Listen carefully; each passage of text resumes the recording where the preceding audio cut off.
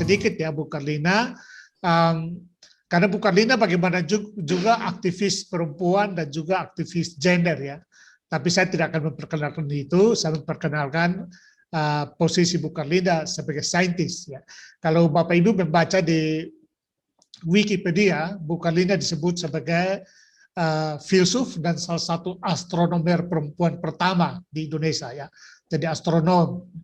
Nah, Bu Karlina tamat dari S1 dari ITB bidang astronomi ya, tetapi juga Bu Karlina memiliki minat yang kuat ya, pada bidang fisika, matematika, metafisika. Saya kira untuk matematika dan fisika ya sama dengan Pak Surya ya, Pak Terlima. Nah, Bu Karlina mendapatkan program atau mengambil program magister dan doktornya dari University College of London, Inggris, dalam bidang space science. Ya. Juga mendapatkan atau mengambil magister dan doktor filsafat dari UI. Ya. Disertasinya Bu Karlina itu berjudul Wajah-wajah Alam Semesta, ya. Suatu kosmologi empiris konstruktif. Dan salah satu promotornya adalah Profesor Dr. Ing B.J. Habibie, ya, Pak Habibie. Ya.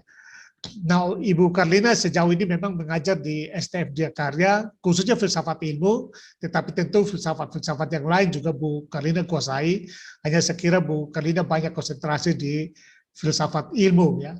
Di samping itu juga Bu Karlina mengajar di, setahu saya di program Pasarjana UI ya. Saya tidak tahu apakah masih di UI ya Bu Karlina? Pasarjana? Tidak, saya tidak mengajar, tetapi sesekali saya ikut memberi ujian untuk mahasiswa ya, doktor. Oh ya, oke. Jadi di Pasarjana UI juga termasuk ilmu lingkungan saya kira Bu Karlina. Jadi pernah dulu. Ya betul. Nah, jadi artinya posisi ini berkaitan dengan filsafat ilmu. Waktu kali lalu Bu Karlina seharusnya kita kan tanggal berapa ya? Maret itu kan 26 ya. Bu Karlina sakit, saya sudah khawatir ini. Saya bilang Bu Karlina, aduh, kami tunda demi Bu Karlina karena bagi saya Bu Karlina ini aset negara nih untuk filsafat ilmu ya. Saya kira tidak bisa kita dapatkan pengganti untuk Bu Karlina bagi saya ya. Jadi saya anggap Bu Karlina yang paling baik untuk filsafat ilmu ini. Dan sekarang Bapak Ibu, Bu Karlina sudah ada di hadapan kita. Kita serahkan sepenuhnya kepada Bu Karlina karena ini kelas kuliah. Saya juga akan duduk sebagai mahasiswa untuk mendengar Ibu Karlina. Silakan Ibu Karlina. Terima kasih Pak Samuel Lucy untuk pengantar.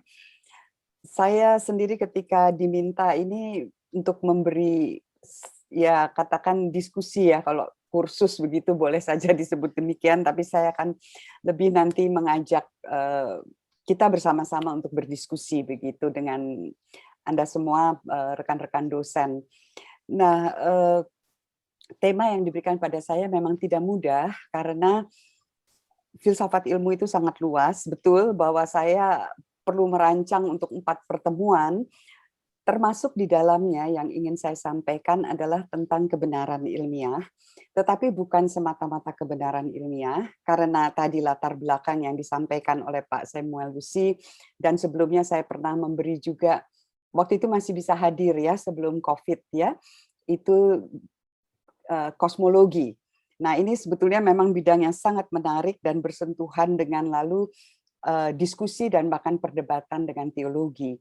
Jadi 2 bagian terakhir nanti ketika kita bicara tanggung jawab ilmiah, ilmu dan masyarakat, lalu nilai-nilai, itu saya ingin kita juga berdiskusi dan saya akan memberikan bahan-bahannya pemantik diskusi itu, bagaimana kebenaran ilmiah di dalam kelindannya dengan kebenaran filosofis dan dengan kebenaran teologis. Karena ini adalah problem yang kita hadapi sehari-hari. Kita tidak bisa lalu mengabaikan, sudah kita bicara ilmu pengetahuan saja dalam konteks filsafat ilmu. Dan itu sejarahnya panjang sekali. Jadi saya memang, karena 4 kesempatan, saya membagi di dalam 4 hal yang akan kita bicarakan. Nanti saya akan perlihatkan apa 4 hal itu. Tetapi pertama-tama saya ingin mengucapkan terima kasih yang sedalam-dalamnya kepada Universitas Kristen Satyawacana yang mengundang saya dan Pak Samuel Lucy yang selama ini menjadi penghubung begitu ya, dan juga teman diskusi. Saya ingat ketika saya dijemput dari Jogja ya, waktu itu saya mendarat di Jogja, sepanjang perjalanan kami banyak sekali berdiskusi itu. Jadi terima kasih atas undangan ini, suatu kehormatan bagi saya dan terutama suatu kegembiraan yang sangat besar bisa berdiskusi dengan rekan-rekan dosen dari perguruan tinggi yang berbeda begitu. Tidak banyak teman diskusi dalam bidang filsafat ilmu terus terang, apalagi kalau sudah spesifik masuk ke kosmologi. Nah, saya akan menayangkan slide nanti, dan dalam kuliah ini nanti, dalam diskusi ini, kalau ada pertanyaan, silakan, tidak apa-apa diajukan saja, tidak usah menunggu saya sampai selesai. Jadi bisa angkat tangan, lalu nanti kita stop sebentar, kita diskusi, karena supaya tidak kaku begitu ya. Jadi seperti jangan seperti betul-betul kuliah, apalagi tidak berhadapan langsung. Saya masih tetap, meskipun senang dengan ada teknologi ini, tapi tetap merasa bahwa pertemuan tatap langsung itu tidak tergantikan. Karena biasanya di kelas itu kalau mengajar kan kita tidak duduk diam, tapi berjalan ke sana kemari. Hanya kalau saya berjalan nanti saya hilang dari tangkapan kamera. Jadi saya terpaksa duduk dengan tenang di hadapan Anda semua. Baik, saya akan mulai saja dengan tayangan, jadi saya akan share screen, mudah-mudahan bisa ditangkap dengan baik.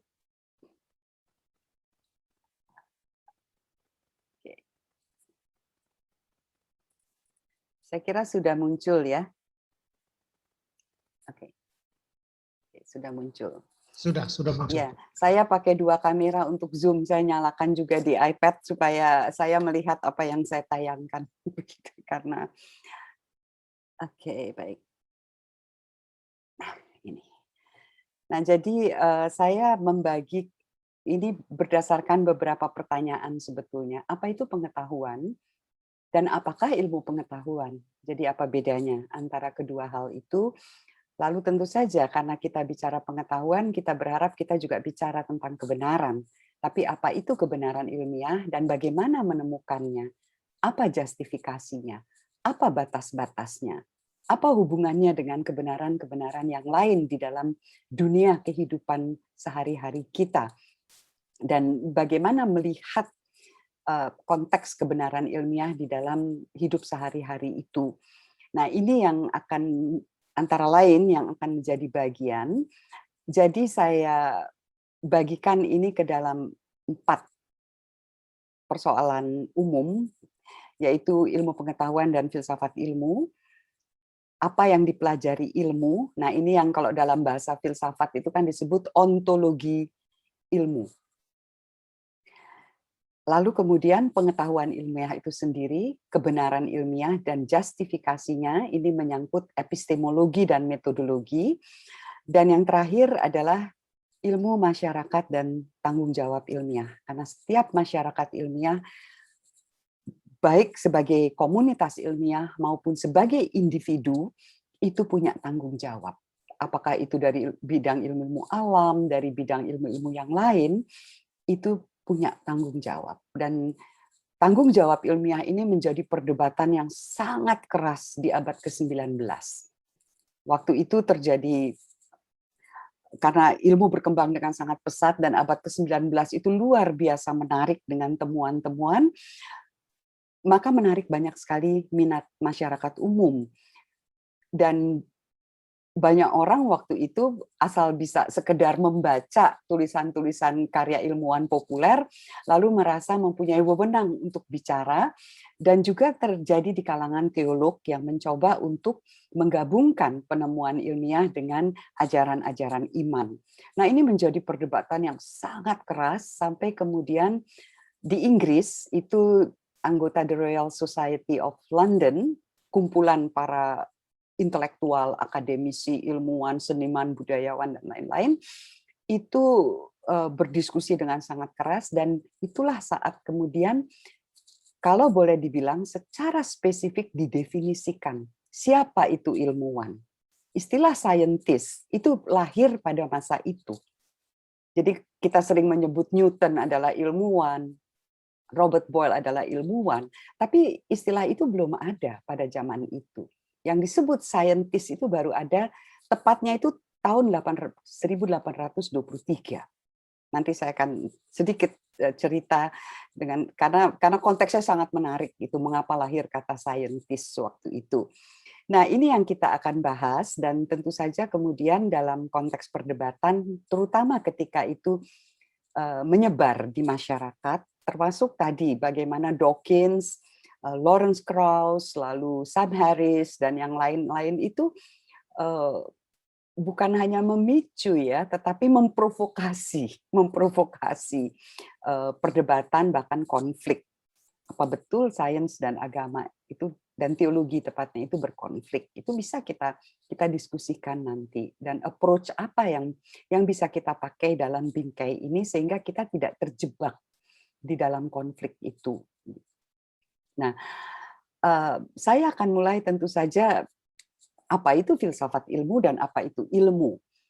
Kalau kita mengacu ke Quine, ini salah seorang pemikir filsafat ilmu, tapi karena dia menganut naturalisme, dia menganggap filsafat ilmu itu hanya kelanjutan dari ilmu. Jadi menekankan fakta juga, dan ini melahirkan sekarang experimental philosophy misalnya. Jadi menurut dia ya, it's just science gone self-conscious. Jadi ketika sains kemudian berefleksi dan menyadari dirinya sendiri, oh inilah sains, maka itulah masuk ke kawasan filsafat ilmu. Ini definisi yang tentu saja setiap filsuf akan punya definisinya sendiri tentang filsafat dan tentang filsafat ilmu.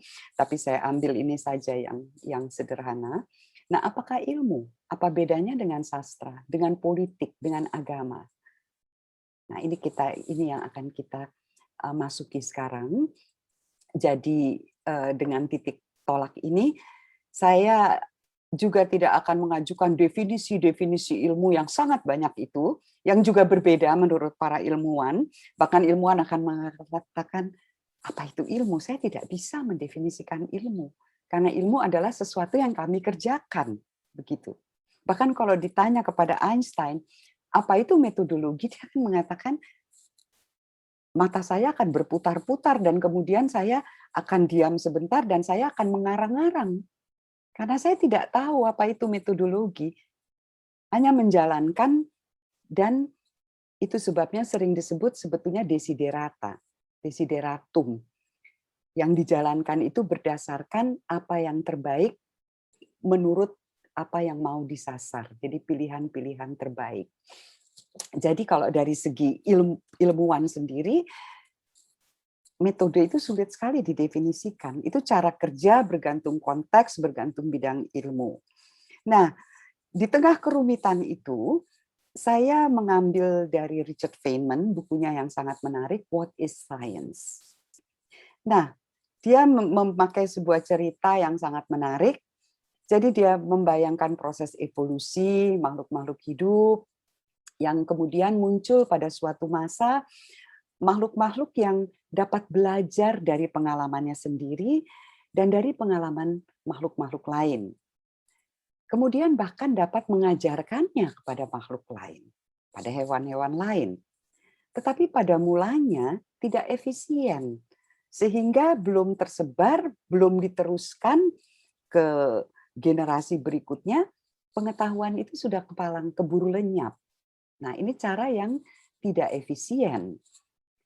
Nah, kemudian dia lanjutkan, barangkali lalu ada suatu masa ketika kecepatan belajar sekelompok makhluk dari spesies tertentu yang meningkat begitu rupa, sehingga apa yang diperoleh, yang dipelajari, keburu diteruskan kepada generasi berikutnya sebelum lenyap.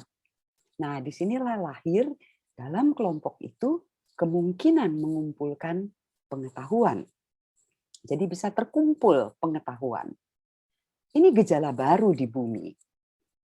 Tetapi bukan tanpa kelemahan. Karena bisa saja pengetahuan itu diikuti dengan atau didasari dengan asumsi-asumsi yang sebetulnya bukan hanya tidak berguna, bahkan bisa-bisa membahayakan. kepercayaan-kepercayaan yang kemudian juga tidak berguna atau membahayakan. Nah, setelah proses tertentu, ditemukanlah cara untuk menghindar dari kelemahan itu dengan meragukan.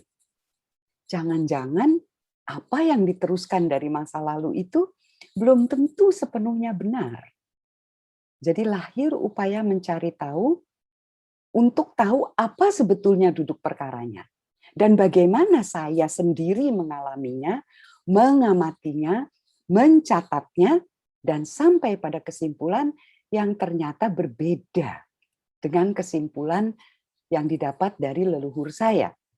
Nah, bagi Feynman, inilah sains.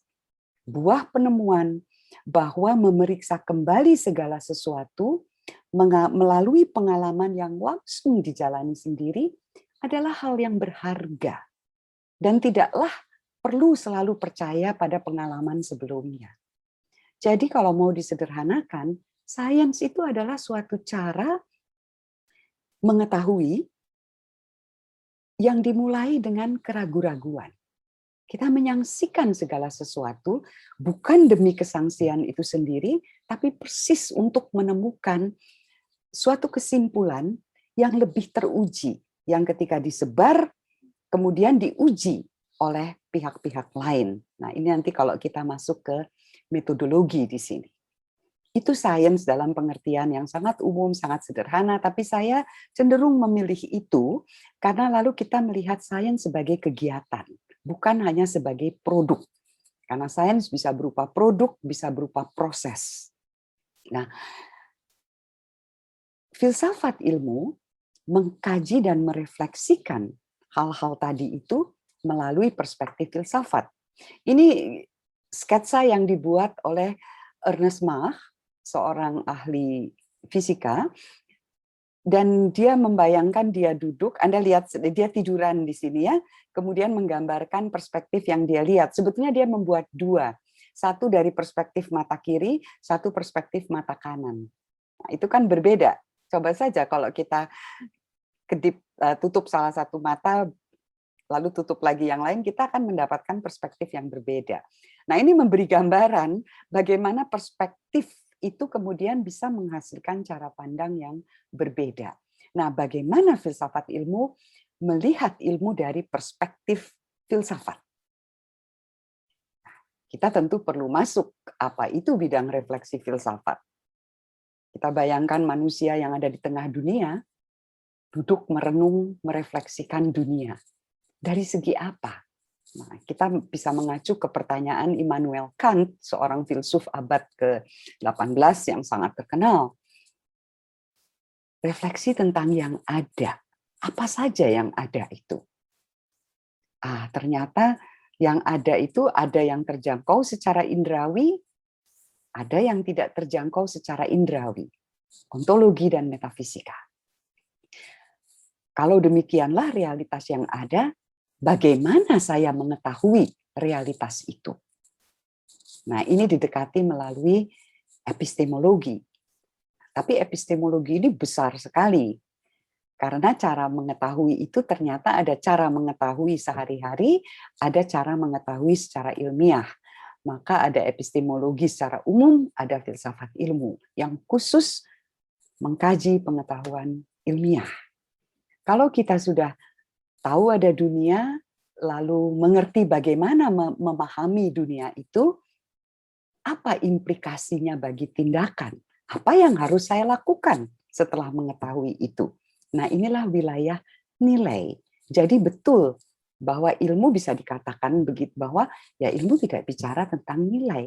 Tetapi yang tidak dapat dilupakan adalah ilmu punya implikasi nilai ketika ia diterapkan. Nah, ini nanti menjadi persoalan rumit ketika bertemu dengan orang-orang seperti Dawkins, Sam Harris, dan yang lain-lain itu, karena mereka yakin bahwa nilai-nilai itu sebetulnya merupakan hasil proses evolusi.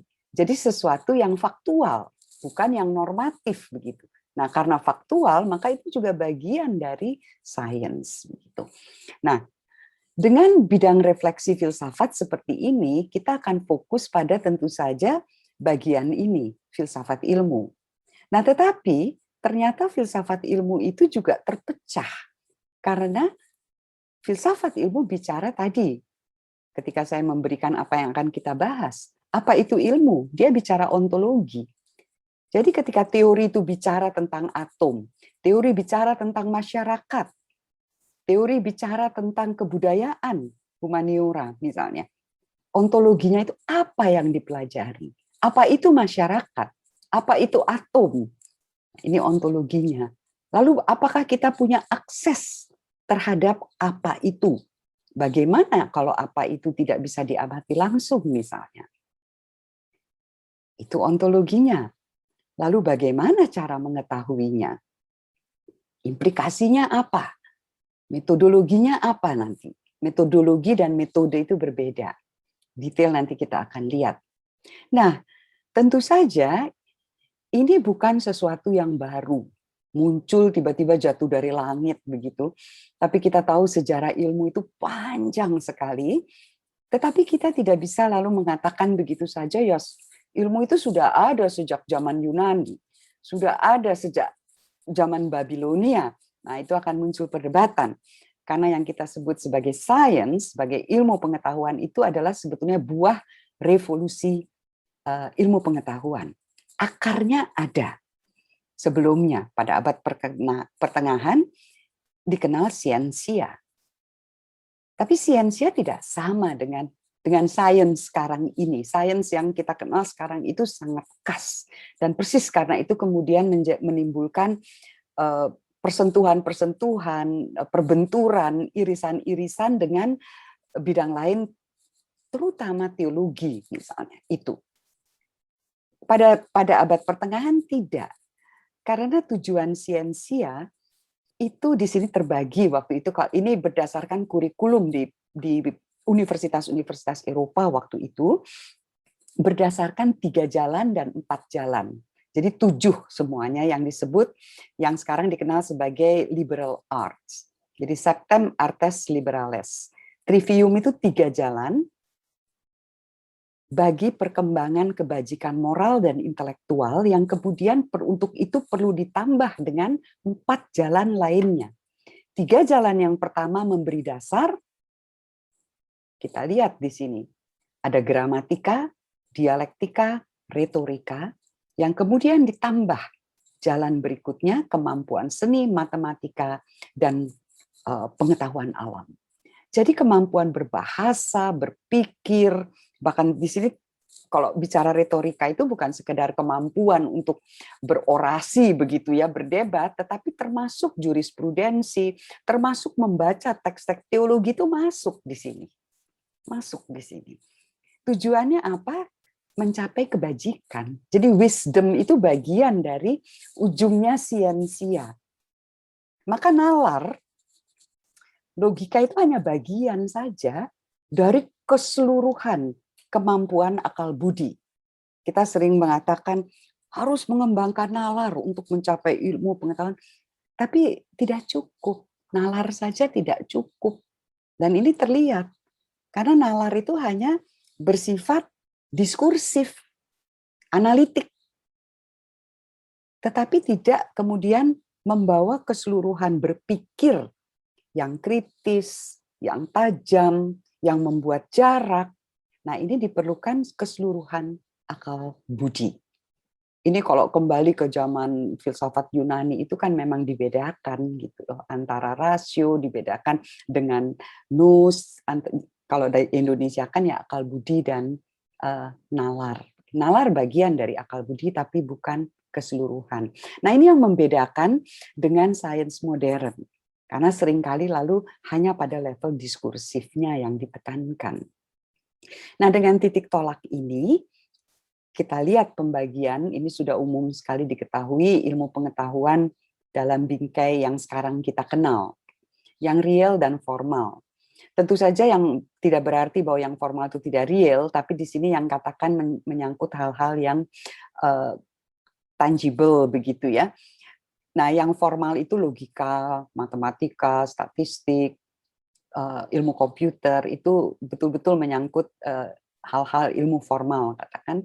Sementara yang real terbagi menjadi ilmu kealaman, baik hayati maupun non-hayati, sosial dan keperilakuan, dan humaniora.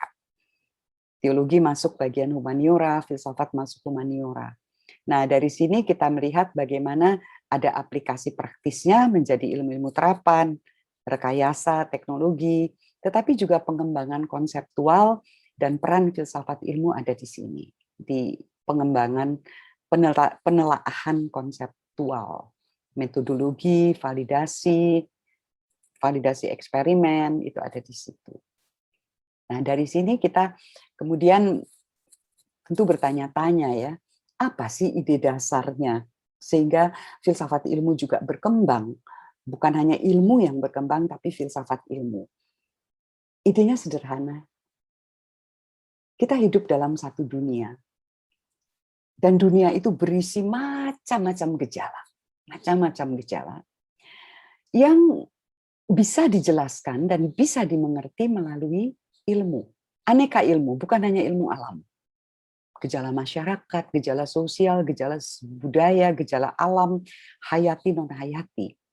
Maka pernah muncul pertanyaan, bahkan sampai sekarang muncul pertanyaan, bagaimana bidang ilmu yang berbeda itu saling berhubungan.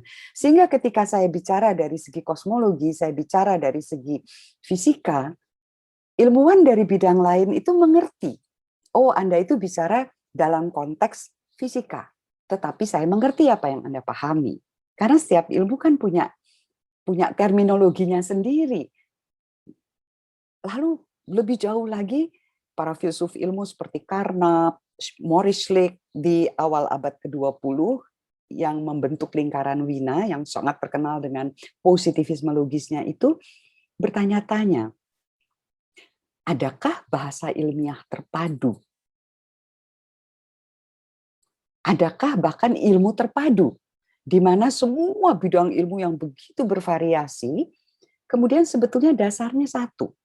Pernah ada upaya misalnya, psikologi itu kan pada akhirnya bisa diturunkan, terus diturunkan ke biologi, biologi diturunkan ke kimia, kimia diturunkan pada akhirnya fisika.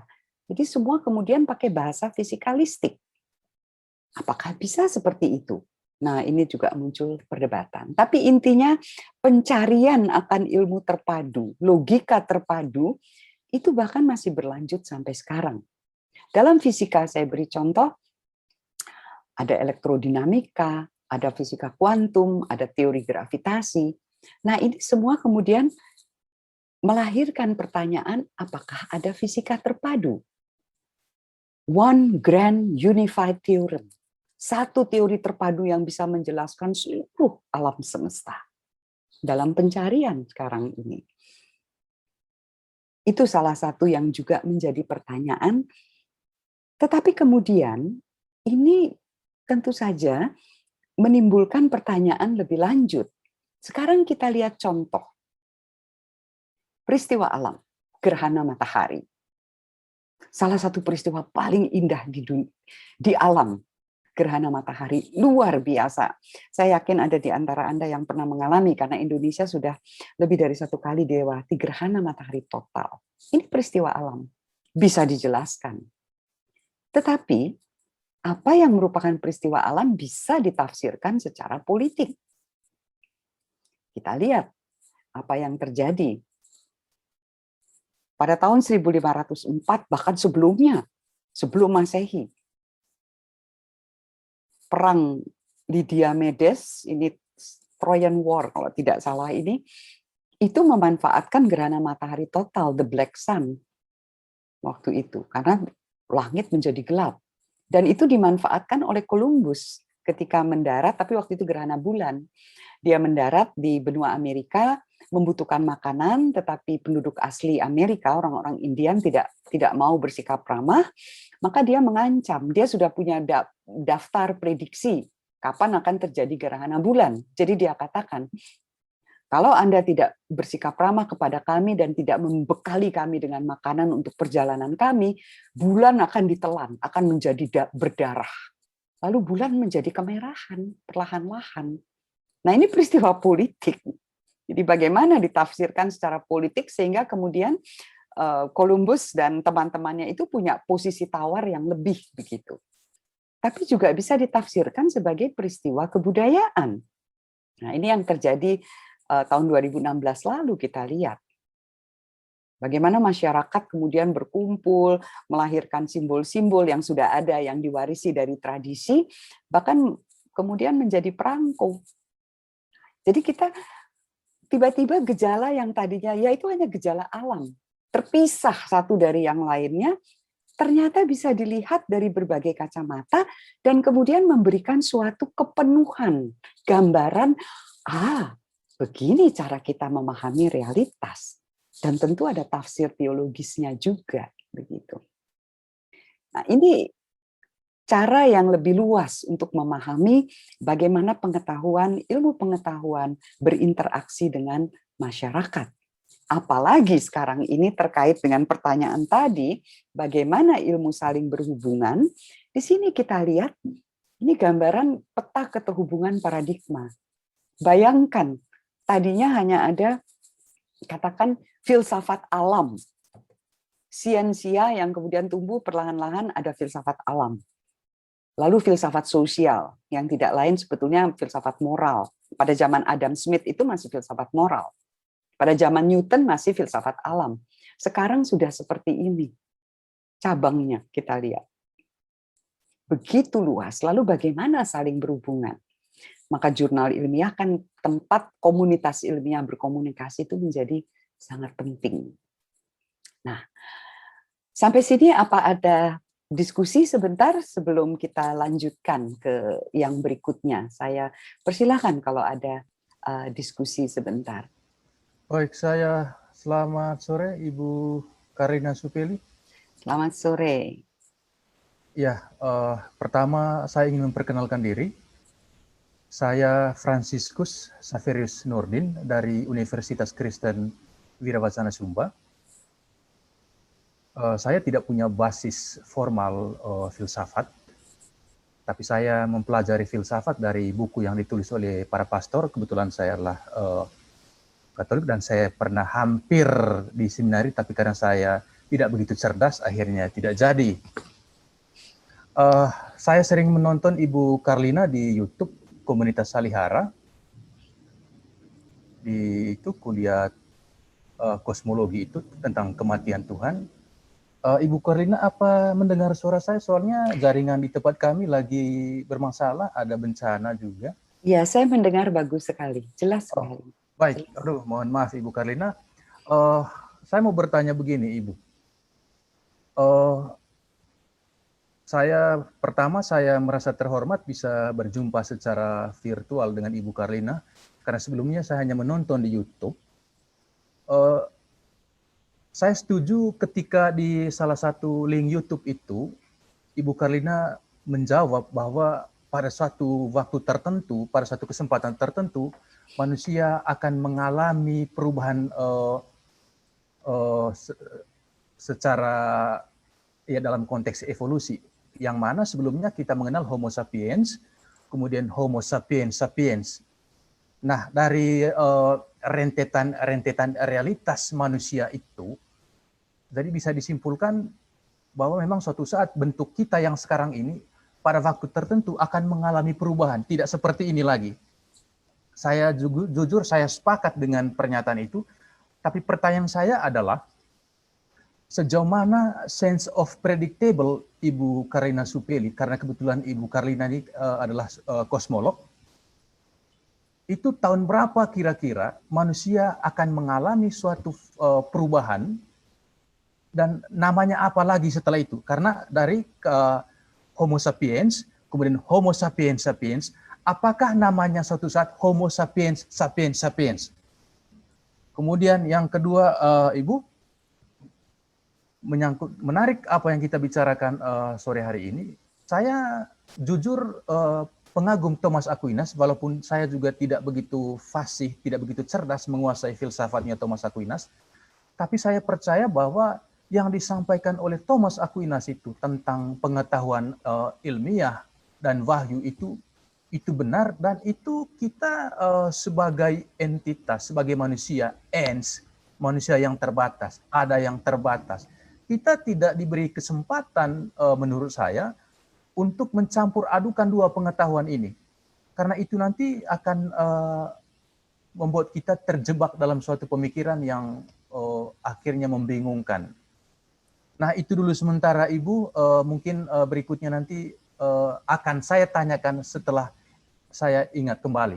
Terima kasih yang saya hormati Ibu Carlina Supeli. Salam hangat dari Sumba Timur, Ibu Carlina. Terima kasih. Salam hangat kembali, dan saya salah seorang pengagum tenun Sumba. Jadi itu karya yang luar biasa, dan itu kan refleksi yang tertuang di dalam tenun itu kan sebetulnya refleksi iman, refleksi pengalaman, refleksi akan kesadaran kosmologis leluhur begitu ya, yang kemudian tertuang, termasuk keyakinan akan yang tertinggi gitu, yang maha tinggi di dalam tradisi agama lokal. Baik, tentang pertanyaan pertama, proses evolusi itu kan sangat panjang, dan manusia ini sekarang ini boleh dikatakan sebagai puncak. Kalau dilihat dari perkembangan akal budinya, ya, kemampuannya mengubah lingkungan, itu sebagai puncak dari spesies lain gitu, berevolusi sampai ke tahap itu. Dan hal yang paling menarik dari proses evolusi sebetulnya kan tidak terjadi linier begitu saja. Ada mutasi yang sampai sekarang bahkan belum diketahui bagaimana kemudian Homo sapiens dalam arti ada kesadaran ini muncul.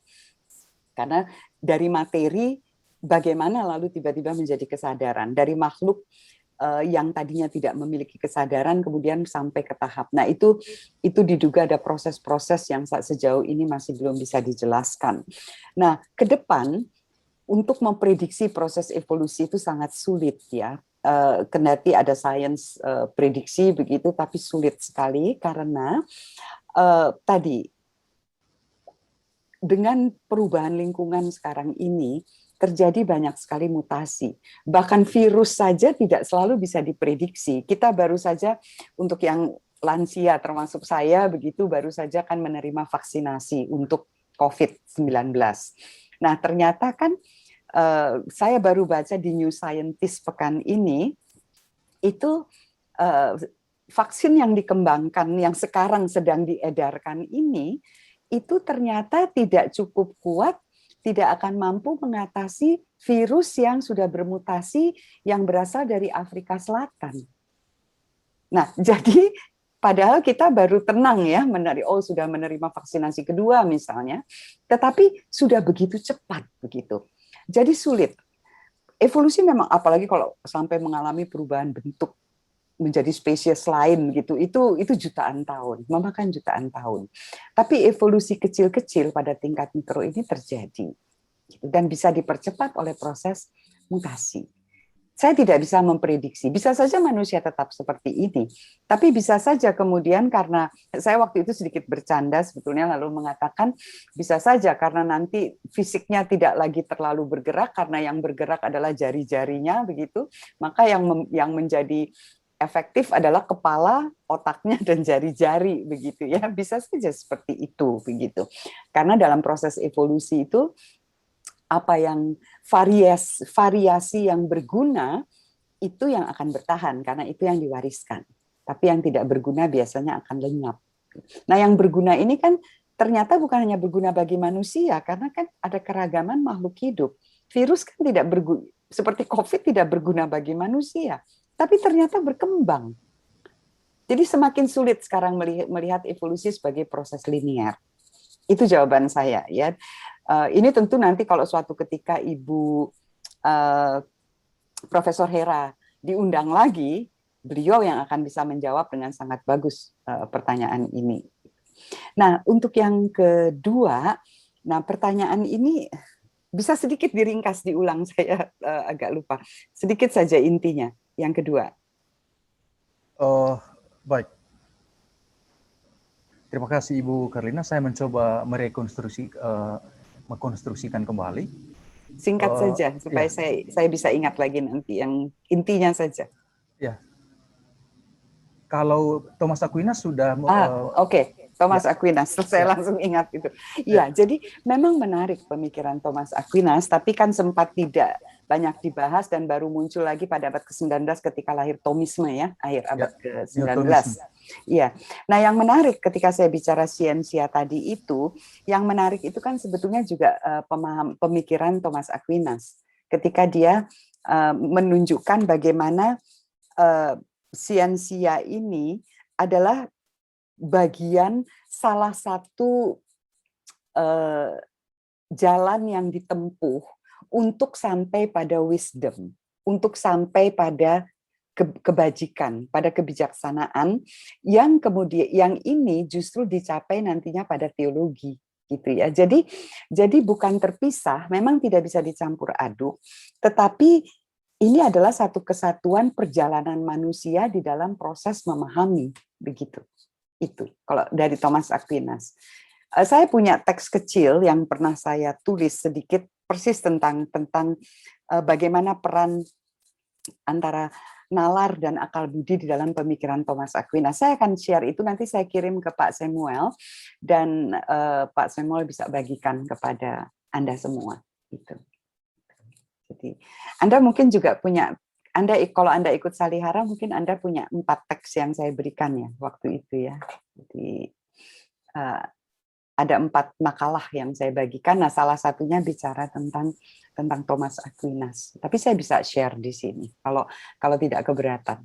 Saya hanya nonton YouTube, Ibu. Oh, Oke. Oke. Teksnya bisa. Itu sekitar ada tahun 2017 ya. saya nonton itu. Oke, ada 4 Tapi teks. saya masih ingat sampai hari ini.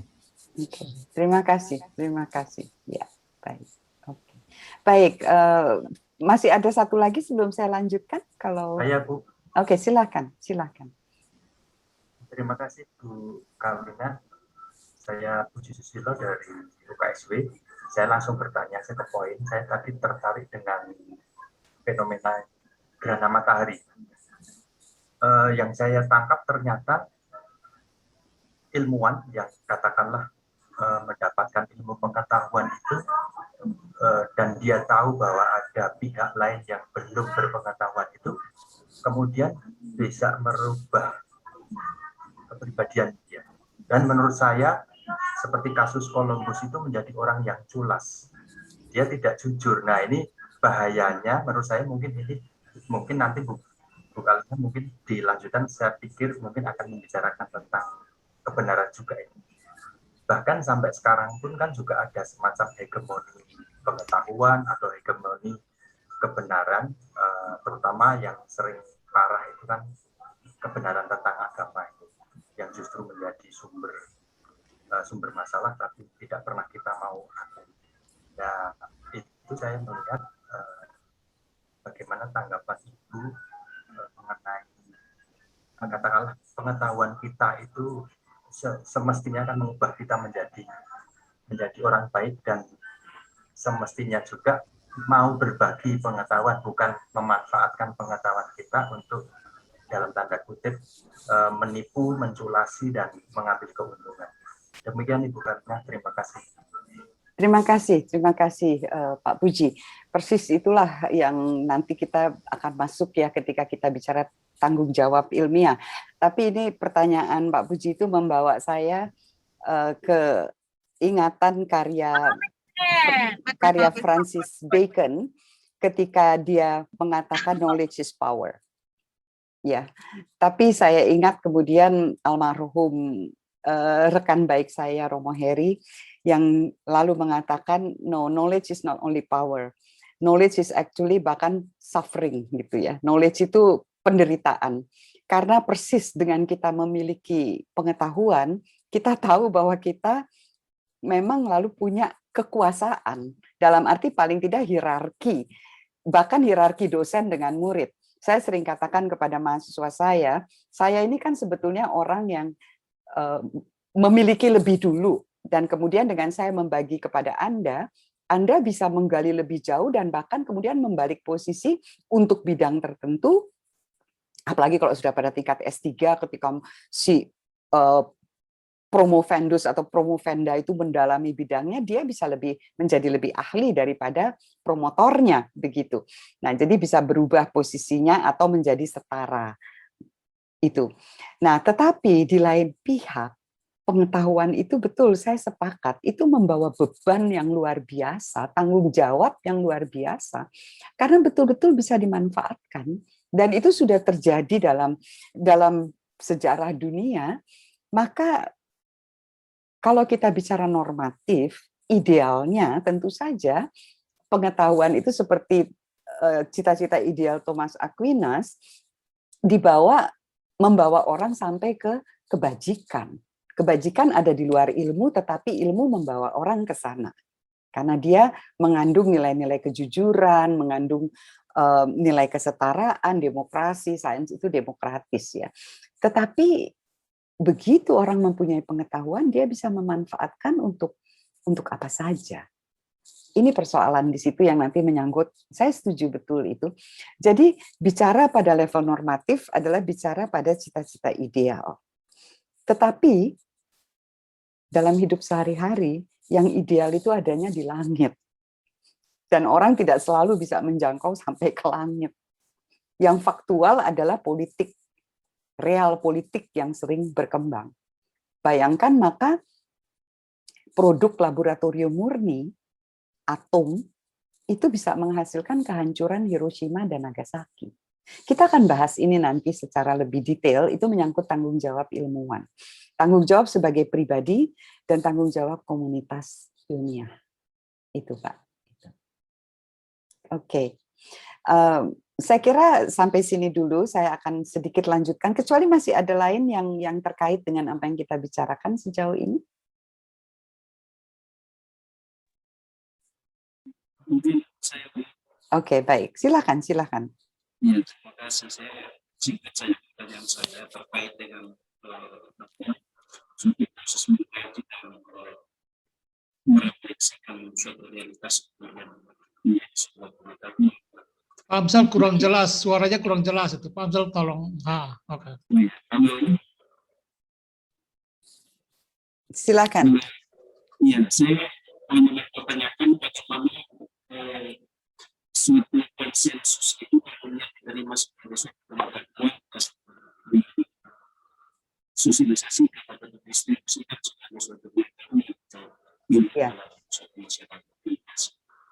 Saya menangkapnya jadi konsensus ya, konsensus di dalam ilmu pengetahuan. Saya akan tunda pertanyaan ini, tolong dicatat ya Pak Amsal, saya akan tunda karena kita akan membahas itu ketika kita bicara realisme dan anti-realisme di dalam sains. Jadi konsensus, konvensionalisme, itu saya akan bahas. Tapi saya tunda sementara ini ya. Jadi bukan tidak menjawab, tetapi ini persis yang saya akan masuk sekarang ini. Baik, saya akan share lagi PowerPoint tadi. Nanti saya kembali ke situ ya Pak Amsal ya. Oke, baik. Nah, saya akan lanjutkan di sini. Oke.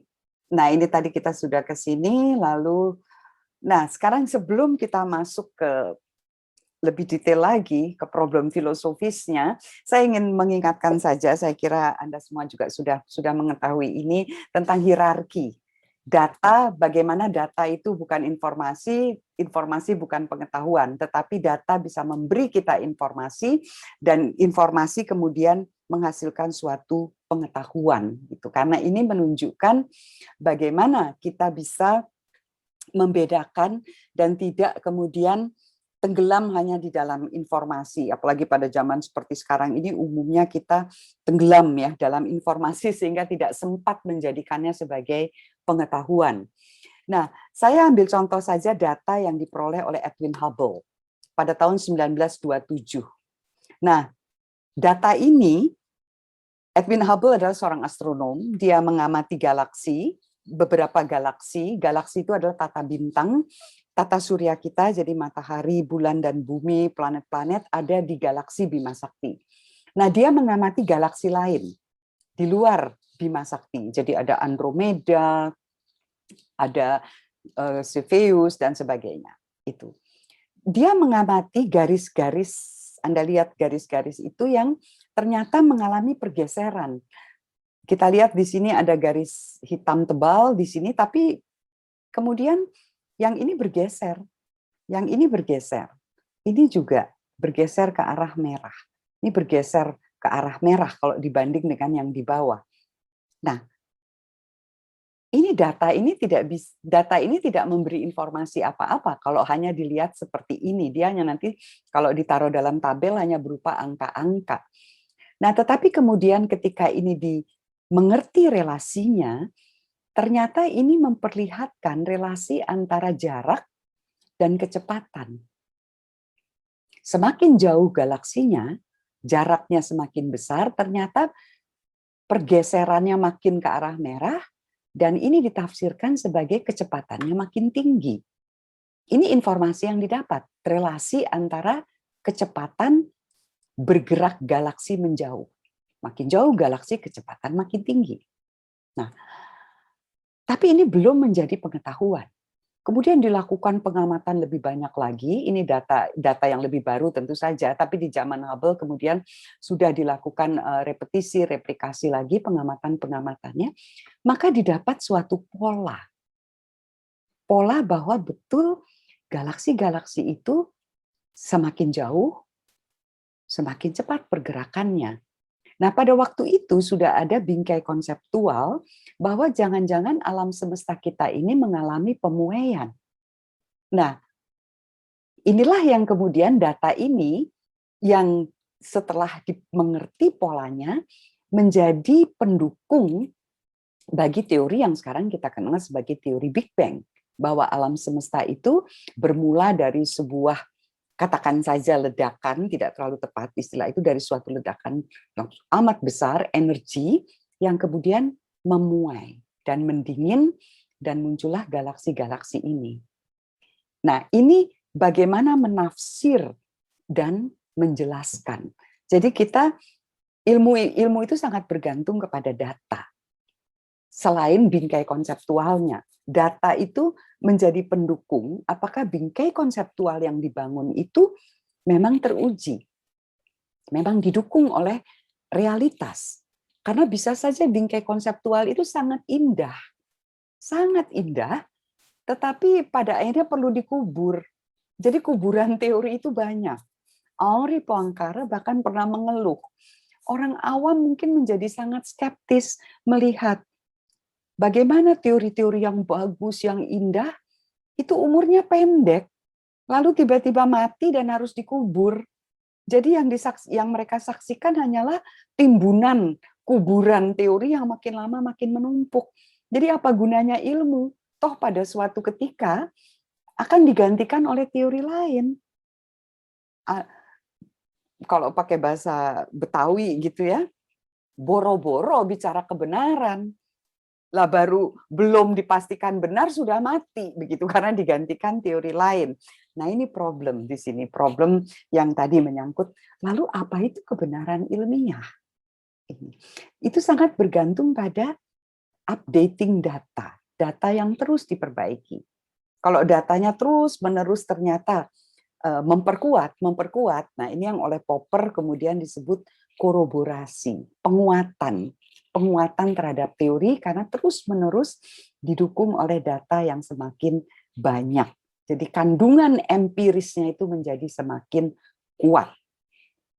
Tetapi saya baru baca juga di The New Scientist, dan itu sudah ada di YouTube dari Fermilab. Selama ini fisika itu standar teori dalam fisika yang disebut standar teori itu mengenal 4 gaya. Seluruh pengetahuan kita tentang alam semesta dipandu oleh 4 gaya. Gravitasi, elektromagnetik, nuklir lemah, nuklir kuat. Lalu tiba-tiba muncul, sejak bulan lalu sebetulnya sudah mulai diumumkan dugaan-dugaan, kemungkinan ada gaya kelima. Ini tidak pernah terduga sebelumnya. Ini akan mengubah seluruh standar fisika. Yang tadinya 4, sekarang 5. Tapi juga membuka harapan Kalau begitu mungkin berbagai misteri yang belum terbongkar bisa terbongkar. Ini baru muncul ya, baru saja muncul. YouTube-nya baru muncul sekitar 24 jam yang lalu dari Fermilab, The Fifth Force. Wah, itu menarik kalau tertarik melihat itu. Di New Scientist juga ada. Saya kira karena sudah lewat 24 jam sekarang sudah banyak sekali. Kalau Anda ketik The Fifth Force lalu Fermilab, nah itu akan muncul itu.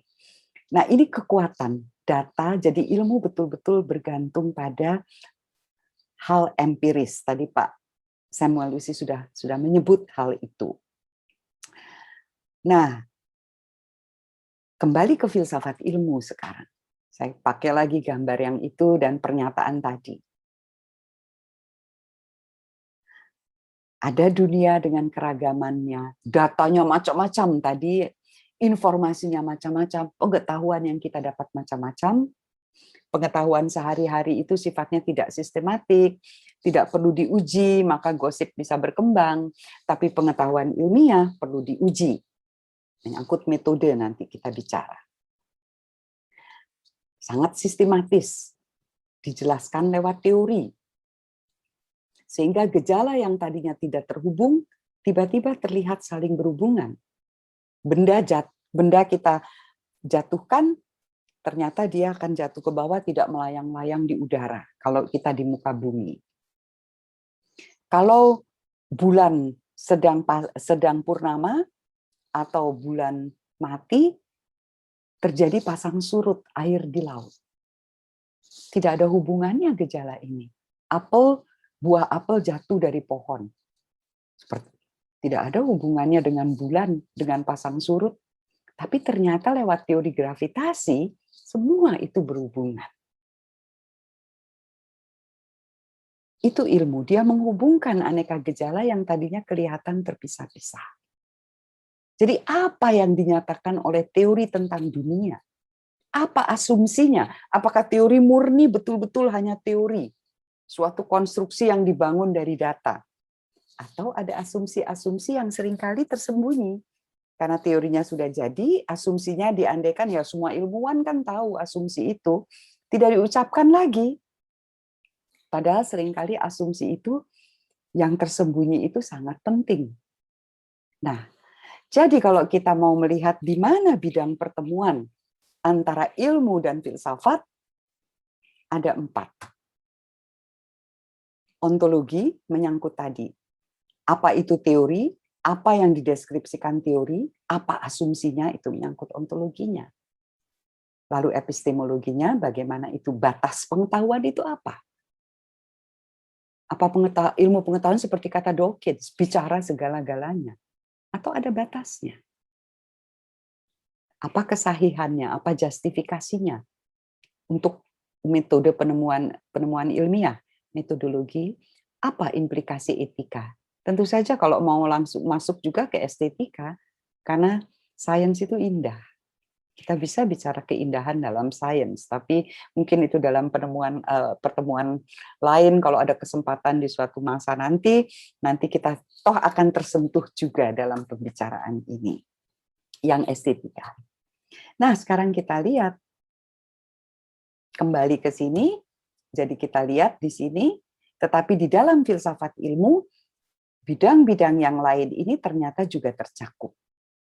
Tetapi dalam konteks ilmu, ontologi dalam konteks ilmu, metafisika dalam konteks ilmu, etika dalam konteks ilmu, epistemologi dalam konteks ilmu. Saya jadi tidak bicara secara umum begitu.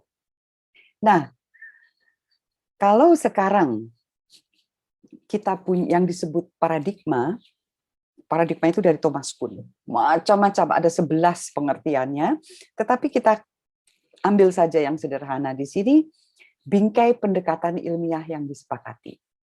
Jadi dalam komunitas fisikawan, dalam komunitas ahli biologi, dalam komunitas ilmu linguistik, dalam komunitas ilmu teologi, itu ada paradigma yang disepakati. Paradigma ilmiah yang disepakati. Nah, ini memiliki ontologi. Jadi paradigma Newtonian punya ontologi yang tidak sama dengan ontologi yang ada dalam paradigma teori relativitas. paradigma teori-teori masyarakat menurut Durkheim tidak sama dengan ontologi dalam paradigma Talcott Parson, misal Parsonian atau Marx misalnya, seperti itu. Nah, ontologi adalah elemen basit ini fundamental, yang akan diteorikan.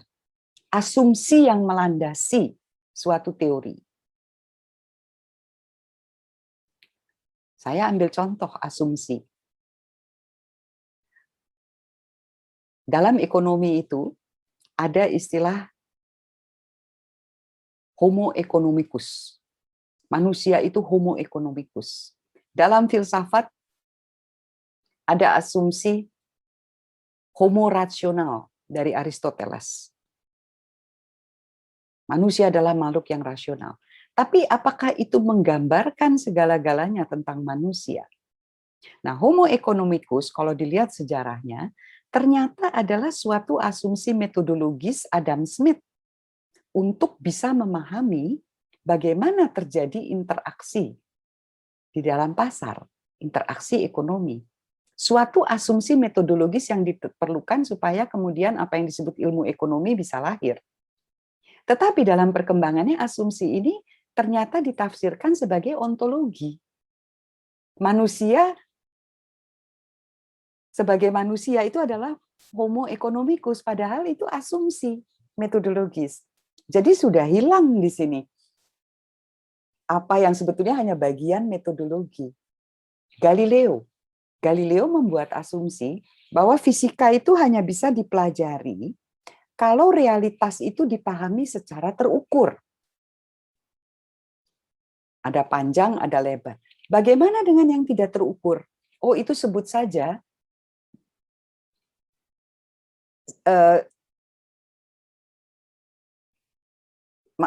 sebut saja sifat sekunder.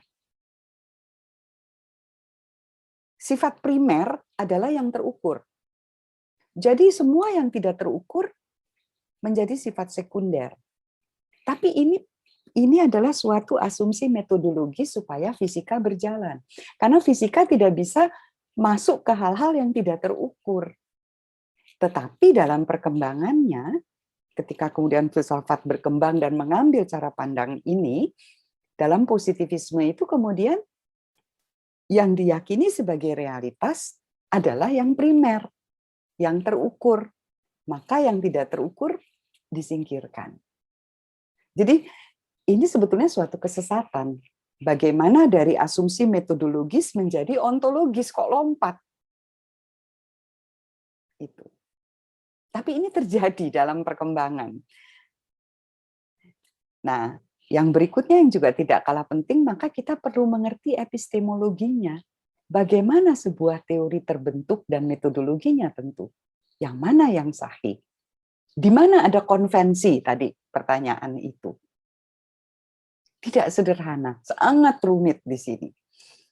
Nah, kalau metode itu teknik penelitiannya. Kalau metodologi itu pada level filsafat. Metodologi itu pada level filosofis. Kajian, suatu refleksi terhadap metode. Jadi kalau menulis proposal, mahasiswa itu sering menulis proposal bahkan pada tingkat disertasi, metodologi penelitian. Nah, itu sedikit kurang tepat. Lebih tepat metode penelitian, metode penulisan disertasi. Karena kalau sudah metodologi, itu adalah metode itu metahodos. Kalau pakai logi berarti ada logos, kajian tentang metahodos, kajian tentang jalan untuk mencapai kaidah-kaidah itu. Ini ada mic yang mungkin menyala. Oke.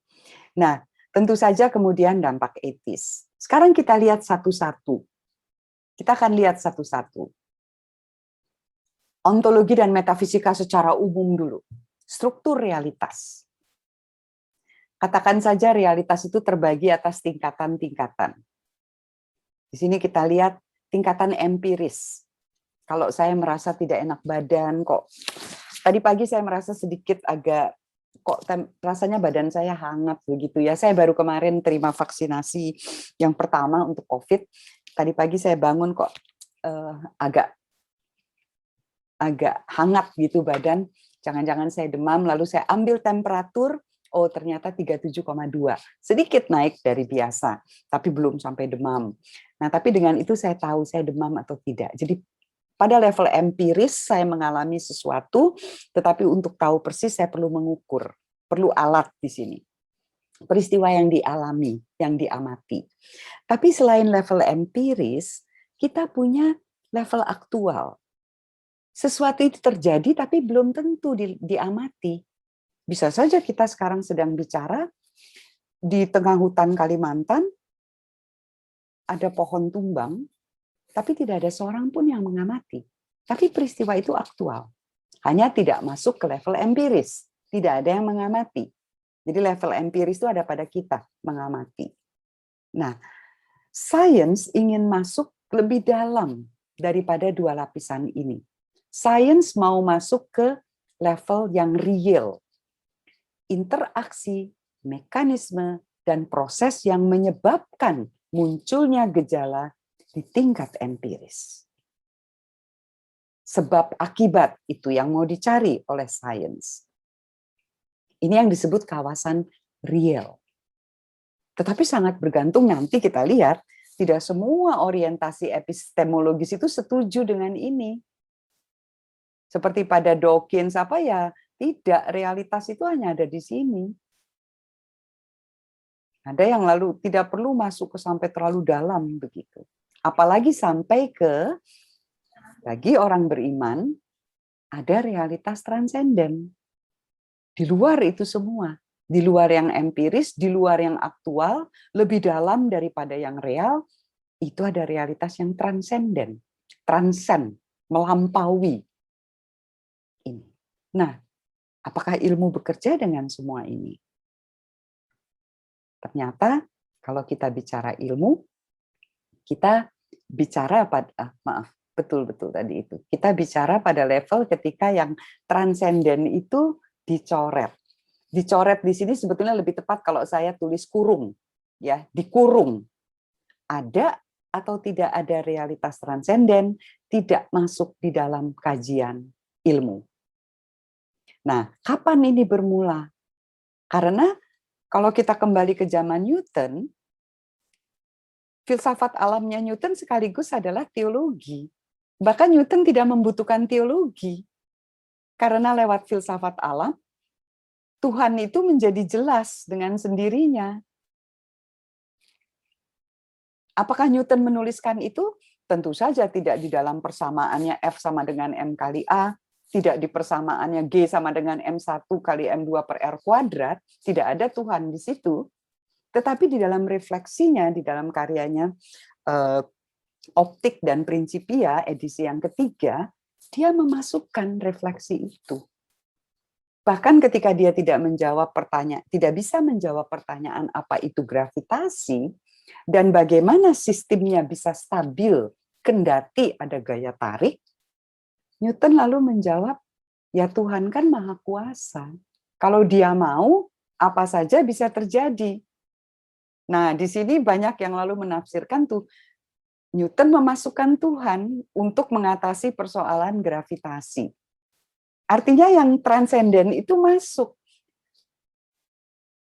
Bukan eksplisit di dalam penjelasan ilmiah, tetapi di dalam refleksi Newton atas realitas. Descartes apalagi. Nah, ini berlangsung sampai abad ke-19. Sampai kemudian muncul waktu itu para pemikir-pemikir muda diwakili oleh Huxley, diwakili oleh beberapa pemikir-pemikir di Inggris, waktu itu para ilmuwan sebetulnya dari berbagai bidang yang berdebat, lah ini kalau semua orang bisa bicara tentang sains dan dampaknya, lalu hubungannya dengan teologi, bagaimana kita memastikan yang mana ilmu, yang mana sains, yang mana teologi? Itu. Nah, perdebatannya sangat keras. Sampai lalu dalam suatu pertemuan The British Association for the Advancement of Science, waktu itu Whewell, ini seorang polimath ya, jadi dia bidangnya sangat luas, dia ketua The British Association for the Advancement of Science, ini dia ketuanya, tampil di suatu pertemuan dengan ratusan anggota dan menceritakan kemajuan sains. Dia cerita tentang kemajuan sains waktu itu. Tapi waktu itu kan sains masih disebut filsafat alam. Jadi dia menyebutnya philosophy of nature. Nah, tiba-tiba Coleridge, Samuel Coleridge, dia seorang penyair metafisis katakan demikian, mengangkat tangan dan berdiri. Lalu protes keras. Anda semua tidak pantas menyebut diri Anda filsuf, apalagi metafisikus. Tangan Anda itu kotor oleh lumpur, kotor oleh benda-benda laboratorium. Dan Anda semua tidak lagi merefleksikan realitas secara umum, secara keseluruhan. Anda hanya mengkaji hal-hal kecil, realitas yang terpotong-potong. Anda tidak pantas menyebut diri filsuf. Anda bisa bayangkan dalam pertemuan seperti itu, senyap, karena semua dengan bangga menyebut dirinya kan filsuf alam. Newton itu bukunya kan juga filsafat alam. Adam Smith bukunya adalah filsafat moral. Tiba-tiba dikatakan kalian semua tidak pantas pakai nama itu. Whewell yang sangat terkenal witty, jadi dan selalu menemukan istilah katode, itu dia yang temukan istilah itu. Banyak istilah-istilah ilmiah itu Whewell yang menemukan. Lalu dia diam sebentar, tiba-tiba dia tersenyum di panggung itu dan dia menjawab, terima kasih, baik. Kalau kami tidak layak menyandang sebutan filsuf ilmu, apalagi metafisikus, maka sebagaimana di dalam art itu ada artis, maka dalam sains ada scientist. Lahirlah istilah scientist. Dan ini merupakan kesempatan yang luar biasa besar bagi para kelompok ilmuwan muda ini, Huxley, termasuk Whewell di dalamnya, itu untuk menuntut kepada universitas, waktu itu ya Cambridge, Oxford, untuk memisah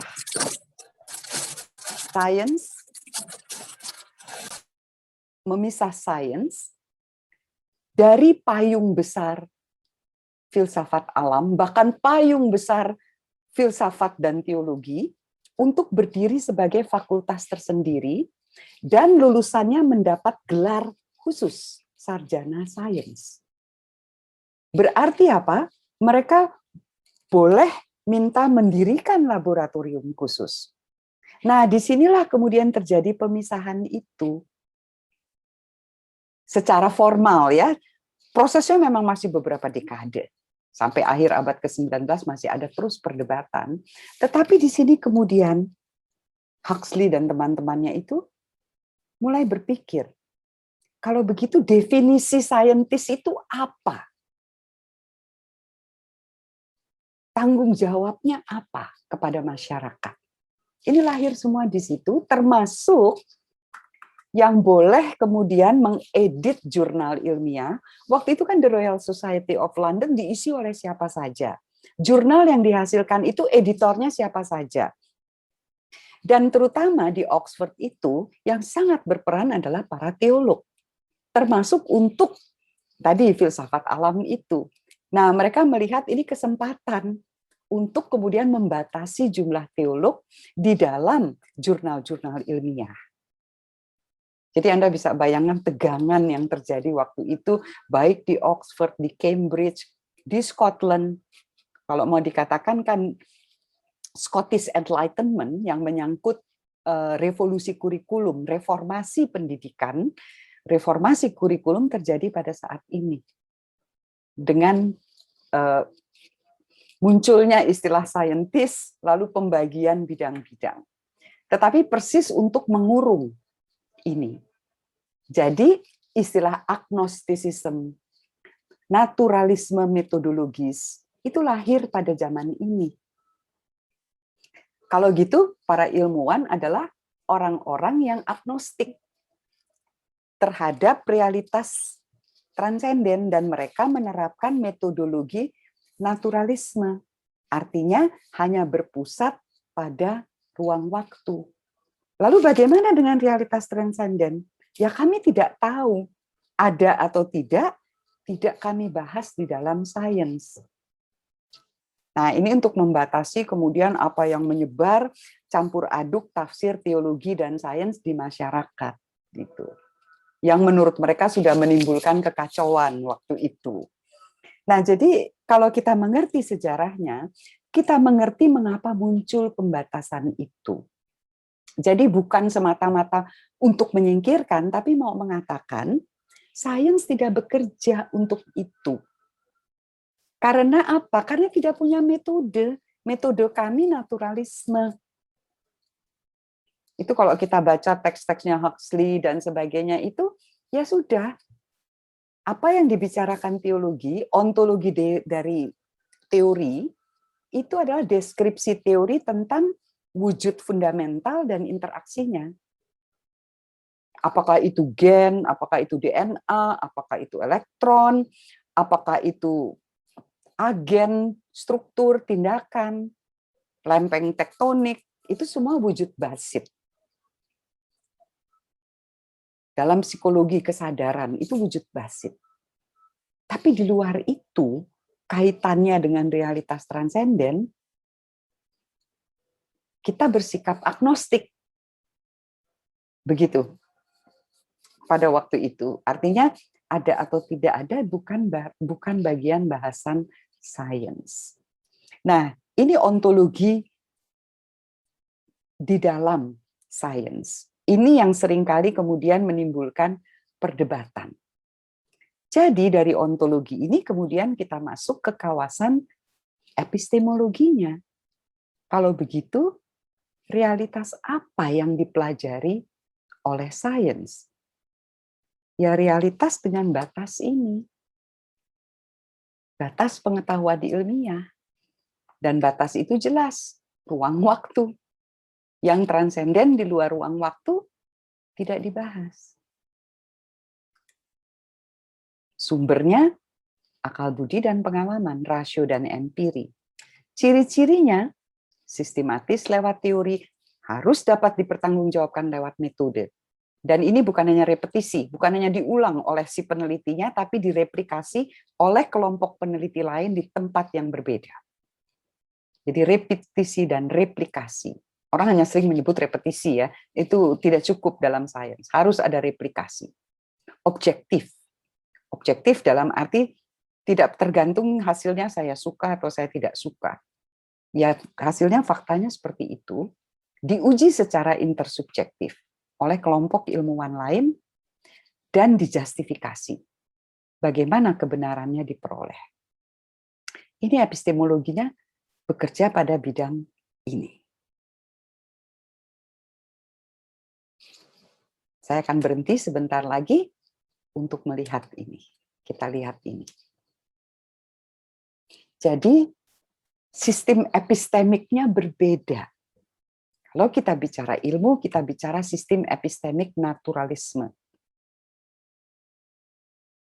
Tapi kalau kita bicara realitas yang lebih luas, terutama bagi orang beriman, itu bicara supernaturalisme. Di mana yang naturalisme itu hanya satu bagian saja, tapi di luar itu ada yang lebih luas. Bahkan realitas transenden itu dengan prinsip-prinsip non-naturalistik diyakini mempunyai interaksinya dengan yang naturalistik. Nah, ini kawasan teologi, kawasan filsafat ketuhanan, kawasan agama, itu ada di sini. Jadi, ilmu pengetahuan, salah satu cara sistem epistemik itu, salah satu sistem epistemik, salah satu cara mengetahui teropong, kita punya banyak teropong dalam hidup, ini salah satu teropong, untuk menelaah kawasan realitas dengan cara tertentu, dan yang membentuk cara pandang tertentu. Tapi naturalisme ada banyak. Saya ini menyebut naturalisme metodologis. Tetapi bisa saja naturalisme ontologis, seperti pada Richard Dawkins. Satu-satunya realitas yang ada ya realitas yang di sebelah kiri ini. Yang ini bukan hanya ditunda, bukan hanya dengan sikap agnostik. Makanya Dawkins mengatakan bagi saya agnostik itu tidak cukup. Agnostik itu hanya menunda saja, tapi masih ragu-ragu.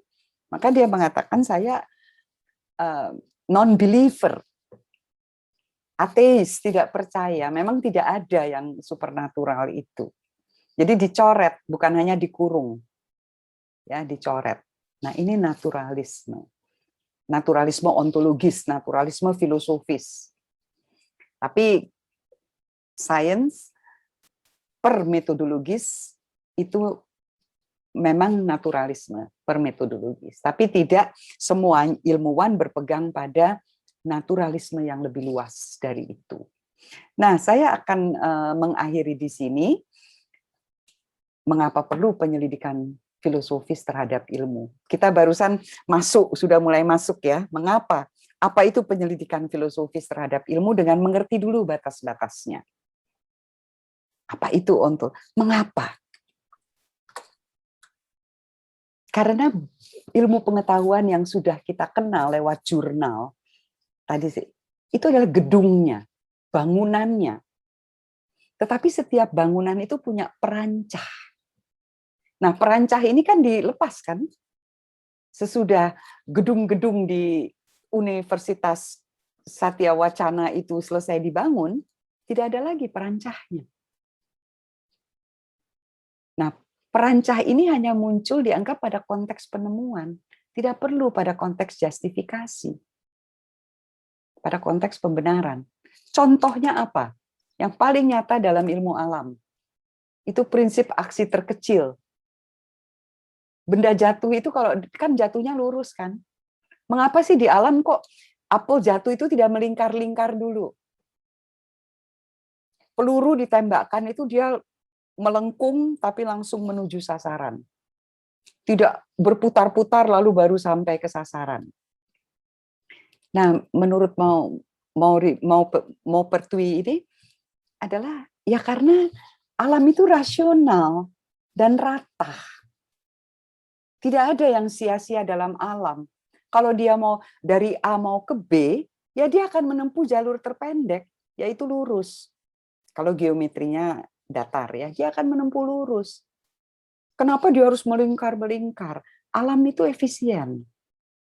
Newton kan mengatakan tidak ada yang sia-sia di alam. Apakah memang seperti itu? Tentu saja kita tidak tahu. Ini asumsi metafisis. Tapi sangat penting secara metodologis.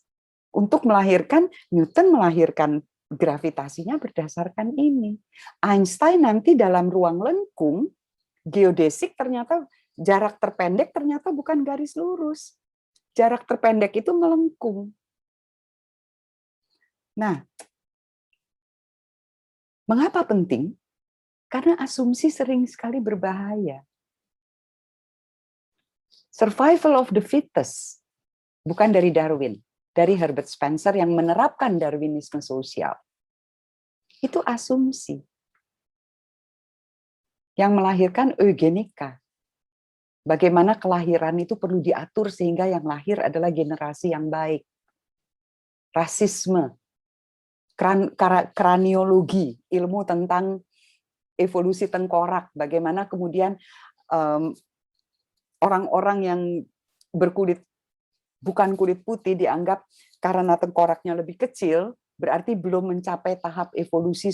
Jadi yang paling super itu adalah ya super Ubermans itu ras Arya karena ukuran tengkoraknya paling besar, kulitnya putih, matanya biru. Nah, itu bagian dari asumsi metafisis tentang manusia yang tersembunyi. Asumsi gender kan juga ada. I wish for intelligence, logic, and driving skills. Ternyata harus jadi laki-laki. Tadi Pak Samuel menyebut bahwa saya juga mengajar gender, ini saya sering pakai. Nah, kita punya cukup waktu saya kira untuk berdiskusi. Saya akan stop sharing di sini. Jadi silahkan kalau ada yang mau ditanyakan atau mau saya mendengarkan apa yang akan didiskusikan.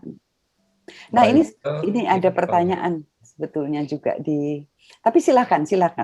Saya kembalikan dulu ke Pak Samuel, silakan. Silakan teman-teman. Memang ada pertanyaan di chat room, nanti Bu Karlina jawab, tapi silakan teman-teman yang mau bertanya langsung silakan. Bertanya ya, Pak. Pak Klik, silakan. Oh ya, terima kasih Bu Karlina dengan saya Gastia dari UKSW juga.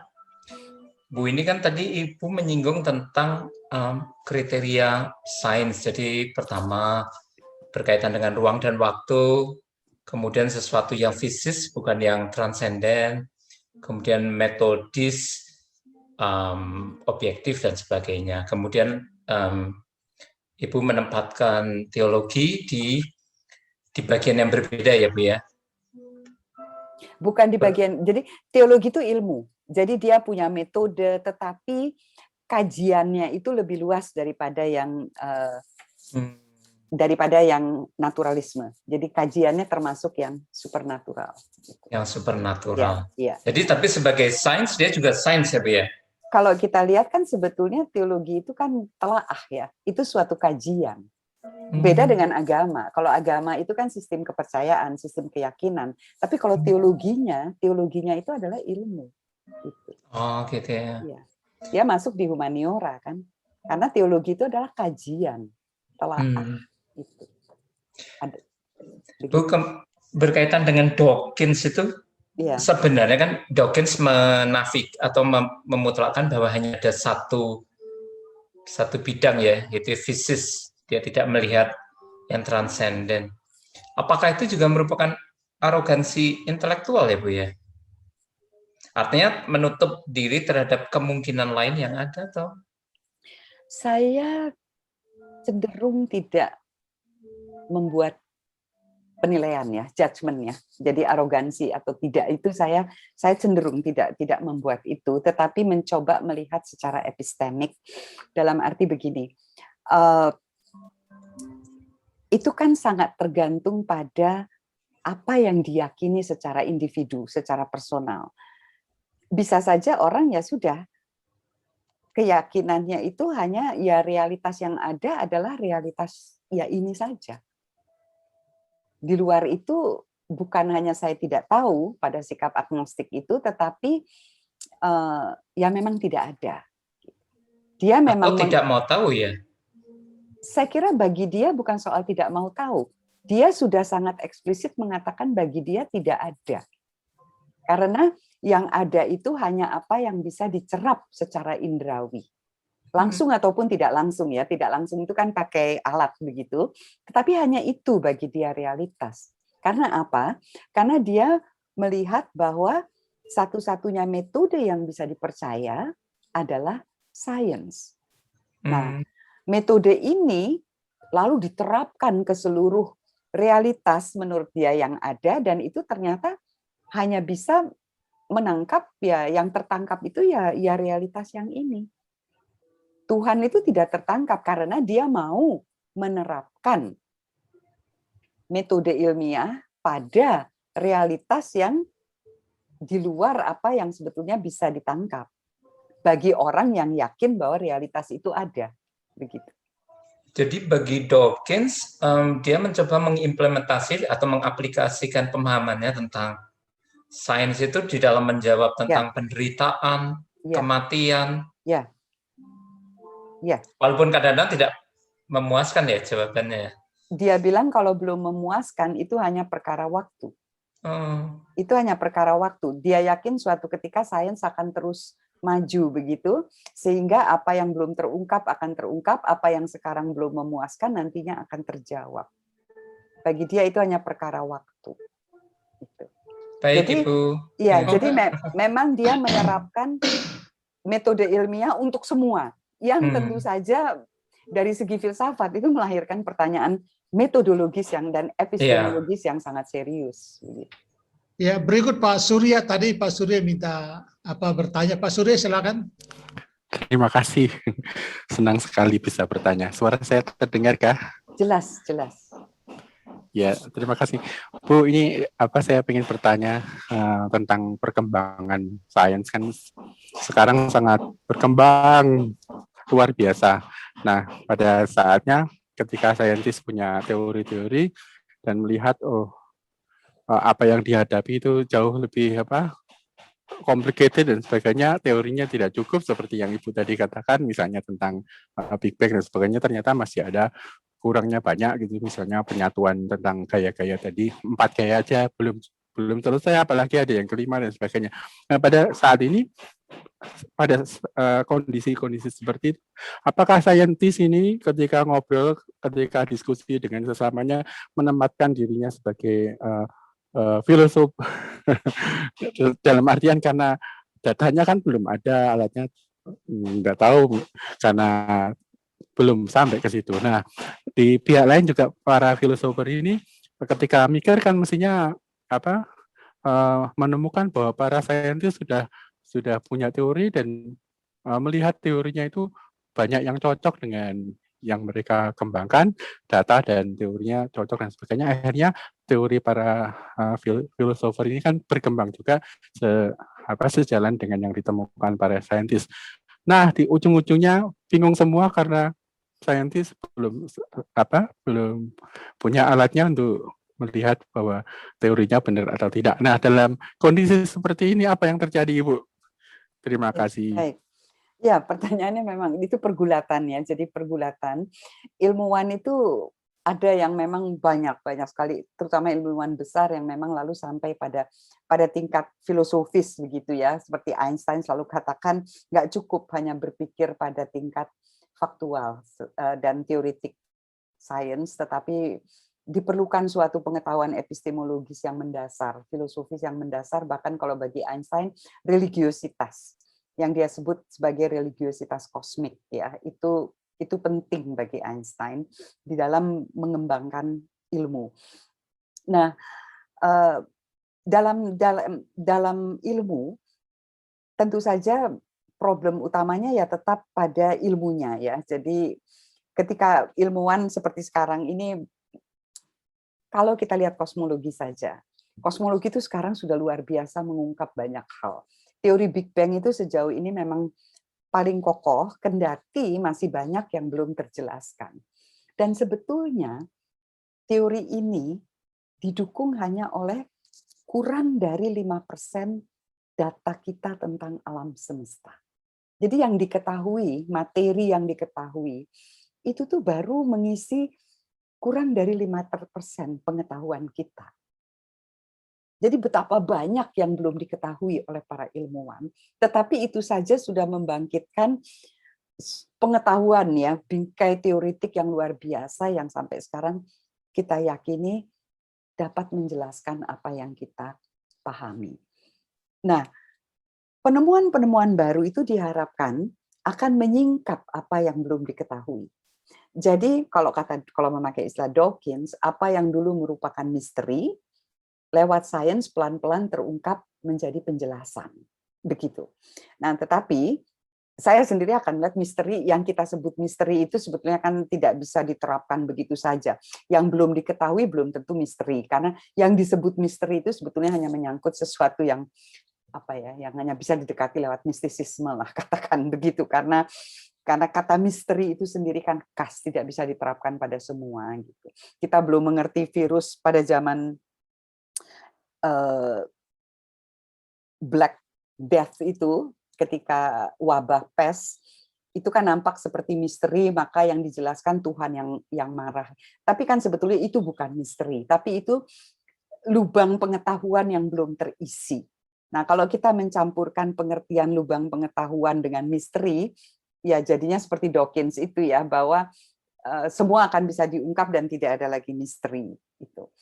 Nah, saya betul-betul membatasi antara bukan membatasi tapi membuat wilayah, ini bahasa teologis, ini bahasa iman, ini bahasa ilmiah begitu.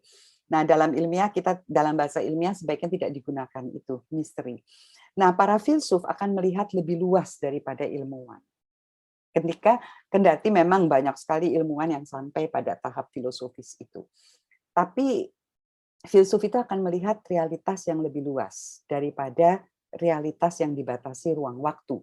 Karena metode ilmiah itu sangat terbatas. Padahal kita tidak tahu, bahkan alam yang observable universe dan known universe, jadi known universe itu kan lebih besar daripada observable universe. Yang bisa diamati itu tadi, baru 5% yang diketahui. Tapi teori bisa membangun suatu konstruksi lebih besar daripada yang bisa diamati. Tetapi di mana batasnya ini? Nah, itu sampai sekarang kan sains tidak tahu batasnya di mana. Dan apa yang tidak tampak kan tidak selalu berarti tidak ada. Ini yang kemudian pada tingkat filosofis akan sampai, dan cukup banyak ilmuwan yang juga berpikir begitu. Apa yang tidak kelihatan belum tentu bisa tidak berarti tidak ada. Kalau Dawkins memutuskan apa yang tidak terdeteksi secara empiris, ya itu tidak ada. Itu perbedaannya. Nah, apa yang ada sekarang dalam sains, kalau pakai bahasa ilmiah, ya bahwa semuanya belum terdeteksi secara empiris. 95% loh dari kandungan alam semesta itu belum terdeteksi. Indikasinya ada. Kalau dark matter itu indikasinya ada, tapi belum terdeteksi secara empiris. Dark energy kita belum tahu apa yang menyebabkan benda-benda seperti supernova bergerak dipercepat. Tadi alam semesta memuai dipercepat. Apa penyebabnya kita belum tahu. Nah, ini yang kemudian disebut X ya. X itu. Oke, Bu Karlina, ya. ada pertanyaan yang nyambung dengan pendekanan Bu Karlina tadi yang di chatroom dari Pak Firman tentang wilayah supernaturalisme atau katakanlah transendental, apakah bisa diteropong oleh filsafat ilmu? Itu pertanyaan itu. Yang kedua, mungkin supaya sekaligus Bu Karlina jawab saja, bagaimana dengan budaya timur? Ya, apa maksudnya kisah-kisah tadi khas barat ya, sementara budaya timur bagaimana? Ini saya kira Bu Karlina bisa jawab. Silakan, Bu. Terima kasih. Jadi filsafat ilmu karena pusat kajiannya adalah ilmu, temuan-temuan ilmiah, asumsi-asumsi ilmu, itu akan memang meninjau lebih luas dan akan mengenali betul, maka membuat kriteria begitu ya. Ini naturalisme metodologis, ini naturalisme ontologis, ini naturalisme filosofis, lalu mengatakan naturalisme metodologis hanya sikap agnostik, ada atau tidak ada wilayah supernatural, itu tidak menjadi bagian sains dan tidak dibahas. Tetapi filsafat ilmu sendiri kemudian tidak membahas yang supernatural itu, karena yang menjadi kajian dia kan apa yang dibahas oleh ilmu. Tapi hanya mengatakan sejauh ini bukan naturalisme filosofis, maka ada ilmuwan yang percaya itu, lalu mereka akan menyebutkan ilmuwan-ilmuwan itu. Tapi filsafat ilmu sendiri tidak membahas wilayah itu. Kendati ada yang kemudian membahasnya lewat segi metafisika ilmu. Jadi sekarang ini kalau sampai tahun 60-an itu metafisika betul-betul ditolak dari pendekatan filsafat ilmu karena kecenderungan pendekatan positivisme logis. Mulai tahun 70-80-an metafisika ilmu itu bangkit lagi. Persis karena kemudian mengatakan ilmu itu tidak bisa tanpa asumsi metafisik. Nah, asumsi metafisik ini kan berada di luar wilayah naturalisme metodologis sebetulnya. Ini sudah masuk ke wilayah yang diterima begitu saja sebagai suatu postulat. Bahwa alam semesta ini rata, memang muncul di dalam penelitian-penelitian misalnya. Tetapi ini kan suatu asumsi metafisis yang tidak terbukti secara empiris, bahwa alam semesta ini seluruhnya itu rata.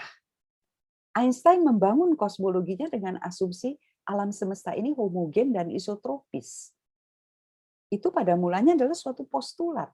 Postulat artinya diterima kebenarannya, sebagai suatu asumsi metafisis, baru kemudian ada dukungan empiris. Nah, filsafat ilmu membahas itu. Terutama 20 tahun, 30 tahun terakhir ini hidup kembali. Kawasan-kawasan yang berada di luar naturalisme itu tadi ya. Karena penting bagi ilmu. Ilmu tidak mungkin jalan tanpa asumsi. Asumsi tentang realitas. Nah, tentang timur, bagi saya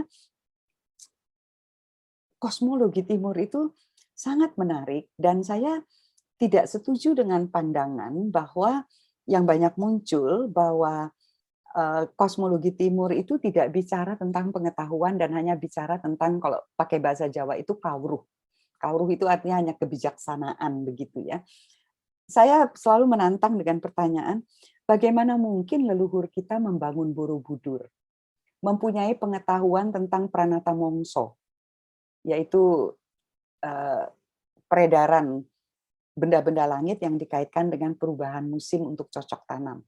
Bagaimana mungkin dapat membangun perahu pinisi yang bisa berlayar begitu jauh kalau tidak mempunyai sistem pengetahuan pada tingkat epistemologi yang memilah antara subjek dan objek. Ini adalah kawasan saya yang belajar mengetahui dunia di luar saya, suka atau tidak suka apapun yang diajarkan oleh leluhur saya atau apa kata para dewa. Nah, ini realitasnya seperti ini. Dan Borobudur hanya bisa dibangun karena tahu persis apa yang bisa melekatkan batu-batu itu. Pinisi itu hanya bisa dibangun kalau tahu keseimbangan, meskipun bukan dalam arti ukuran-ukuran hidrodinamika, tetapi pasti mengerti keseimbangan bagaimana kayu sebesar itu bisa mengapung di laut. Nah, ini yang saya sebut sebagai epistemologi pada tingkat pertama, pada relasi subjek dan objek. Tetapi leluhur kita itu tidak memisah kawasan ini kemudian dengan kawasan yang kedua, pada lapis kedua, relasi ketika yang subjek ini menjadi telaah, menjadi bagian kajiannya. Jadi ketika pertama adalah dunia luar yang dikaji, yang kedua dirinya sendiri yang dikaji, batinnya yang dikaji. Emosi saya, apakah saya sudah mempunyai emosi yang layak? Apakah saya sudah mempunyai rasa baik dan buruk yang layak? Nah, ini kalau dalam tradisi kosmologi Sunda itu juga sangat kuat ini pengetahuan tentang diri ini. Nah, pada level yang ketiga, itu bukan lagi dunia luar, bukan lagi dunia batin yang diperiksa, tetapi sudah kosmologi yang sangat luas yang menyangkut saya ini ada di mana, di dalam seluruh realitas yang melibatkan, kalau dalam bahasa Sunda disebutnya Sang Hyang Tunggal itu, yang kemudian mewujud di dalam Sabda Hedap Bayu, satu di dalam tiga, tiga dalam satu. Itu yang kalau dalam agama Kristiani itu kan Trinitas sebetulnya, tapi kalau Sunda itu yang sudah ada sebelum Kristianitas masuk ke Indonesia itu disebutnya ini Sabda Hedap Bayu. Itu Batara Kresna 3 itu sebetulnya di situ. Nah, ini pada tingkat yang ketiga. Nah, yang disebut pengetahuan itu keseluruhan ini yang menyatu. Tetapi level pertama itu ada yang di barat kemudian menghasilkan yang disebut pengetahuan ilmiah. Di tradisi kita yaitu ya pengetahuan. Yang belum kita lakukan sebetulnya adalah memang melakukan kodifikasi terhadap level pertama ini. Bagaimana mungkin ada sistem pengetahuan obat-obatan? Yang di barat kan sekarang dikejar betul itu. Obat-obatan herbal ya. Yang di kita kan sudah ada. Kodifikasinya yang belum lengkap. Jadi itu pendapat saya tentang budaya timur. Kita punya sistem epistemologi subjek-objek, tapi belum dikodifikasi. Saya sedikit banyak karena leluhur saya orang Sunda, itu mempelajari kosmologi Sunda, tapi terbatas kan, hanya pada yang Sunda. Maka mengenali 3 lapis itu. Oke, berikut Pak Marihot, Dekan Fakultas Hukum. Pak Marihot, silakan. Sudah angkat tangan dari tadi. Silakan. Silakan. Ya, baik. Terima kasih Pak Semsi. Terima kasih juga kepada Ibu Karlina. Ada beberapa hal yang ingin saya tanyakan singkat saja. Tadi Ibu mengatakan bahwa agama itu bukan ilmu, tapi teologi itu ilmu. Nah, tapi kok ada ilmu agama, ya? Nah, ini sama apa tidak begitu ya? Lalu kemudian juga yang saya ingin tanyakan, kalau memang agama itu bukan ilmu, kalau kita lihat juga misalnya apa bedanya dengan mitos, ya? Karena di dalam sesuatu yang dikatakan dalam agama itu kadang-kadang banyak yang tidak rasional, ya, yang tidak bisa diterima oleh logika kita atau pemikiran rasional kita. Ya, misalnya Yesus bangkit dari dari kematian dan sebagainya misalnya. Nah, apa bedanya dengan mitos? Artinya kalau mitos ini kan ada atau tidak ada, pokoknya diterima sebagai kebenaran, dan bahkan ada ilmunya lagi, mitologi. Nah, ini hal-hal seperti ini. Nah, kemudian hal yang kedua, kebetulan saya berlatar belakang hukum, saya ingin tanyakan begini. Hukum itu menurut Ibu, itu ilmu atau bukan? Sains atau bukan? Karena kami terbelah ini ya. Ada yang mengatakan hukum itu adalah bukan sains tapi arts. Tapi ada yang mengatakan hukum juga sains. Nah, ketika dikatakan ilmu bukan hukum itu bukan ilmu, lalu itu adalah art. Nah, art itu sendiri ada nggak ilmunya? Ilmu tentang art itu, seni tadi begitu. Nah, itu saja Bu. Terima kasih. Baik, terima kasih. Jadi memang begini, teologi itu kan memang suatu kajian, suatu telaah, dan ilmu agama itu memang ada begitu ya. Teologi itu bagian, kalau sekarang kan makanya disebut filsafat keilahian ya. Nomenklaturnya itu kan filsafat keilahian. Jadi di luar negeri kan seperti kalau kita lihat di Oxford dulu juga begitu gitu kan, jadi divinity gitu, itu filsafat keilahian. Nah, ilmu agama itu memang ada, tetapi berbeda dengan teologi. Kalau setahu saya, agamanya sendiri adalah suatu sistem kepercayaan. Nah, ilmu agama ini yang mempelajari, tetapi beda dengan teologi. Detailnya tentu saya yang lebih paham nanti, banyak teolog di sini yang bisa membantu saya begitu. Tapi kalau kita lihat, bahkan kalau di Indonesia kan terjadi perdebatan. Sekarang ini kalau namanya teologi itu akan masuk di bawah Departemen Agama. Seperti ilmu agama gitu yang dulu. Makanya kan tadinya IAIN sekarang namanya menjadi UIN supaya masuk di bawah Departemen Pendidikan dan Kebudayaan, bukan di bawah Departemen Agama. Saya kira kan ini kan panjang sekali kan perdebatannya. Tetapi kalau memakai filsafat keilahian, maka dia masuk di dalam nomenklaturnya, itu masuk di dalam pendidikan, karena memang yang dikaji ini berbeda. Usuluddin dan sebagainya itu kan masuk ke dalam ilmu agama, begitu. Itu.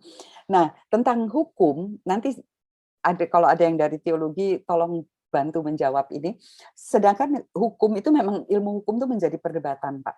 Tetapi kalau dilihat dari segi filsafat ilmu, yang disebut hukum itu memang kan dua sistem ya. Hukum sebagaimana itu kemudian suatu yang diterapkan begitu. Tetapi untuk bisa menjadi sesuatu undang-undang, suatu sistem yang diterapkan, itu kan ada basisnya, ada landasan ontologinya misalnya.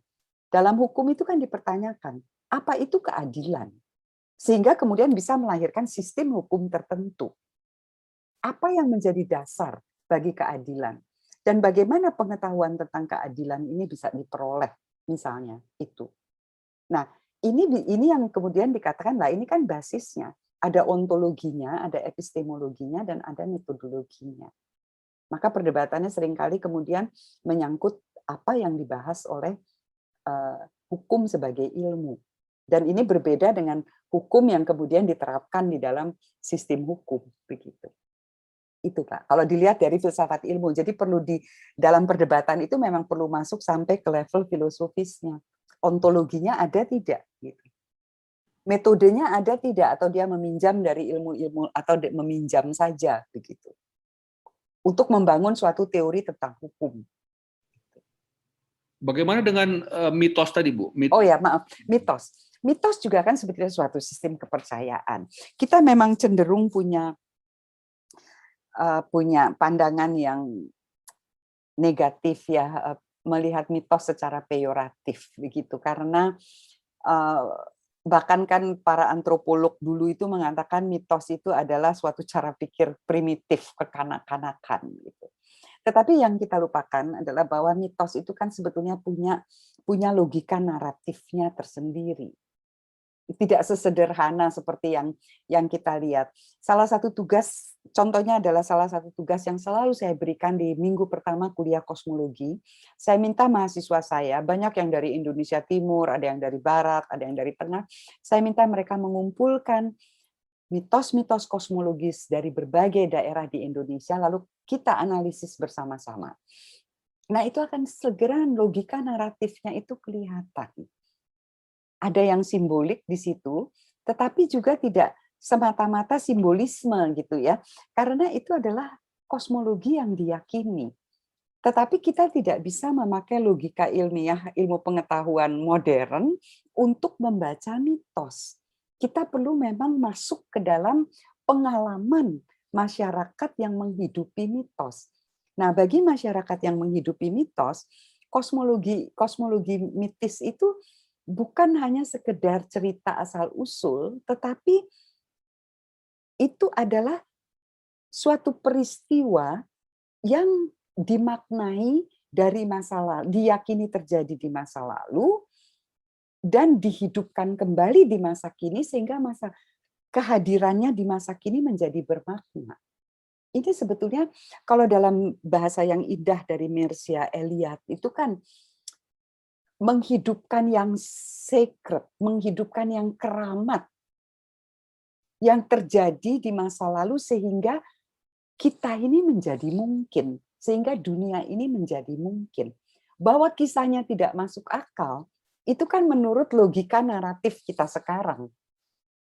Tapi kalau kita masuk ke dalam logika naratif masyarakat yang menghidupinya, apa yang terlihat tidak masuk akal itu punya makna simbolik. Saya melihatnya demikian. Sehingga saya tidak mudah, sama seperti tadi Bapak menyebut tentang kisah kebangkitan Yesus yang diyakini. Bagi orang yang bukan Kristiani itu akan mengatakan ya itu kan mitos saja.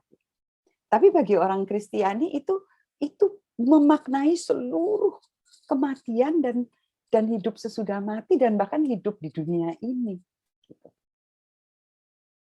Kita perlu melihatnya dari logika naratif itu.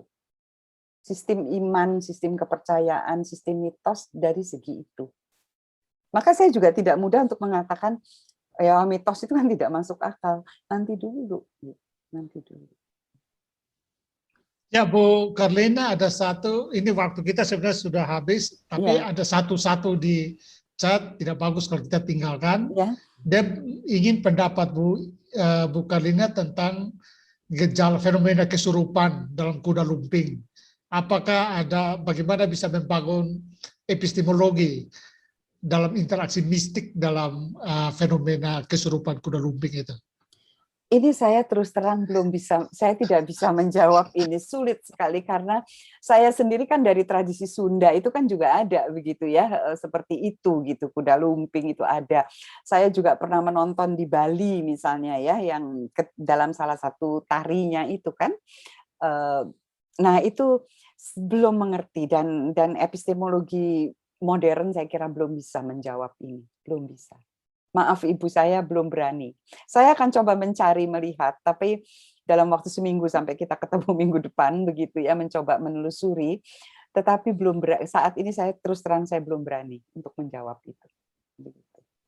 Oke, terima kasih. Saya kira apakah Bu Carlina ada closing statement atau apa kuliah kita hari ini? Iya, saya hanya mau mengatakan terima kasih dan saya dipaksa berpikir dengan pertanyaan-pertanyaannya, dan itu membuat saya sangat semangat, dan minggu depan saya berharap kita lebih hangat lagi berdiskusi, dan silakan kita berdiskusi, termasuk yang saya akan terus terang mengatakan kalau saya belum tahu atau saya tidak tahu, dan saya minta bantuan untuk minggu depan dari para teolog untuk mendefinisikan tentang teologi sebagai ilmu dan ilmu agama. Itu yang tadi, sehingga jelas ya kita kategorisasinya. Ya, saya kira itu teman-teman teologi di sini yang ada sayang Ibu Rektor Unkris Wisna karena gangguan jaringan jadi sayang sekali. Tapi peserta kita saya perhatikan dari awal akhirnya 57 stabil sampai sempat 60 lalu kembali sekarang 58. Nah, Bapak Ibu kita tadi Bu Carlina ada salam dari Pak Rektor tadi. Sebenarnya Pak Rektor kepingin ikut, tetapi ada kegiatan lain, akhirnya beliau sampaikan salam saja. Katanya akan kalau di YouTube kan nanti beliau akan ikut di YouTube. Baik. Nah, Bapak Ibu silakan hidupkan kamera biar kita foto-foto dulu sebelum kita berakhir. Tapi saya sebagai penyelenggara meminta terima kasih mengucapkan terima kasih banyak sekali kepada Bu Carlina dan teman-teman peserta yang kelihatannya masih semangat diskusi ya. Biasanya kita kuliah buka foto. Masih sangat semangat. Biasanya kita kuliah jam 2, jam 4, ini kan jam ngantuk sebenarnya ya. Tapi ini walaupun bukan tatap muka langsung, ternyata teman-teman sangat antusias sekali. Terima kasih. Ya, kita sangat berterima kasih kepada Bu Carlina memperkaya kita. Kita akan bertemu lagi hari Jumat minggu depan pada jam yang sama ya. Sekarang silakan buka untuk kita foto bersama dulu. Riki pimpin kita dalam doa. Mari Riki silakan. Oke. Ya, sudah. Oke, sebelum kita kembali ke aktivitas masing-masing dan mari kita berdoa. Tuhan, terima kasih atas penyertaan-Mu dalam kegiatan kami satu hari ini, dan kami mengakhiri kegiatan kami dengan khusus filsafat ilmu. Terima kasih atas materi yang Engkau berikan lewat Bu Carlina. Terima kasih atas dialektika yang Engkau ciptakan dalam ruang diskusi ini. Ya Bapa, kiranya apa yang kami pelajari, apa yang kami dapatkan, dan apa yang kami pahami dapat menjadi modal kami dalam mengajar maupun dalam aktivitas kami dalam kehidupan sehari-hari. Sempurnakanlah apa yang kami pelajari, dan biarlah itu hanya untuk kemuliaan nama-Mu. Hanya dalam nama Yesus Kristus kami berdoa. Amin.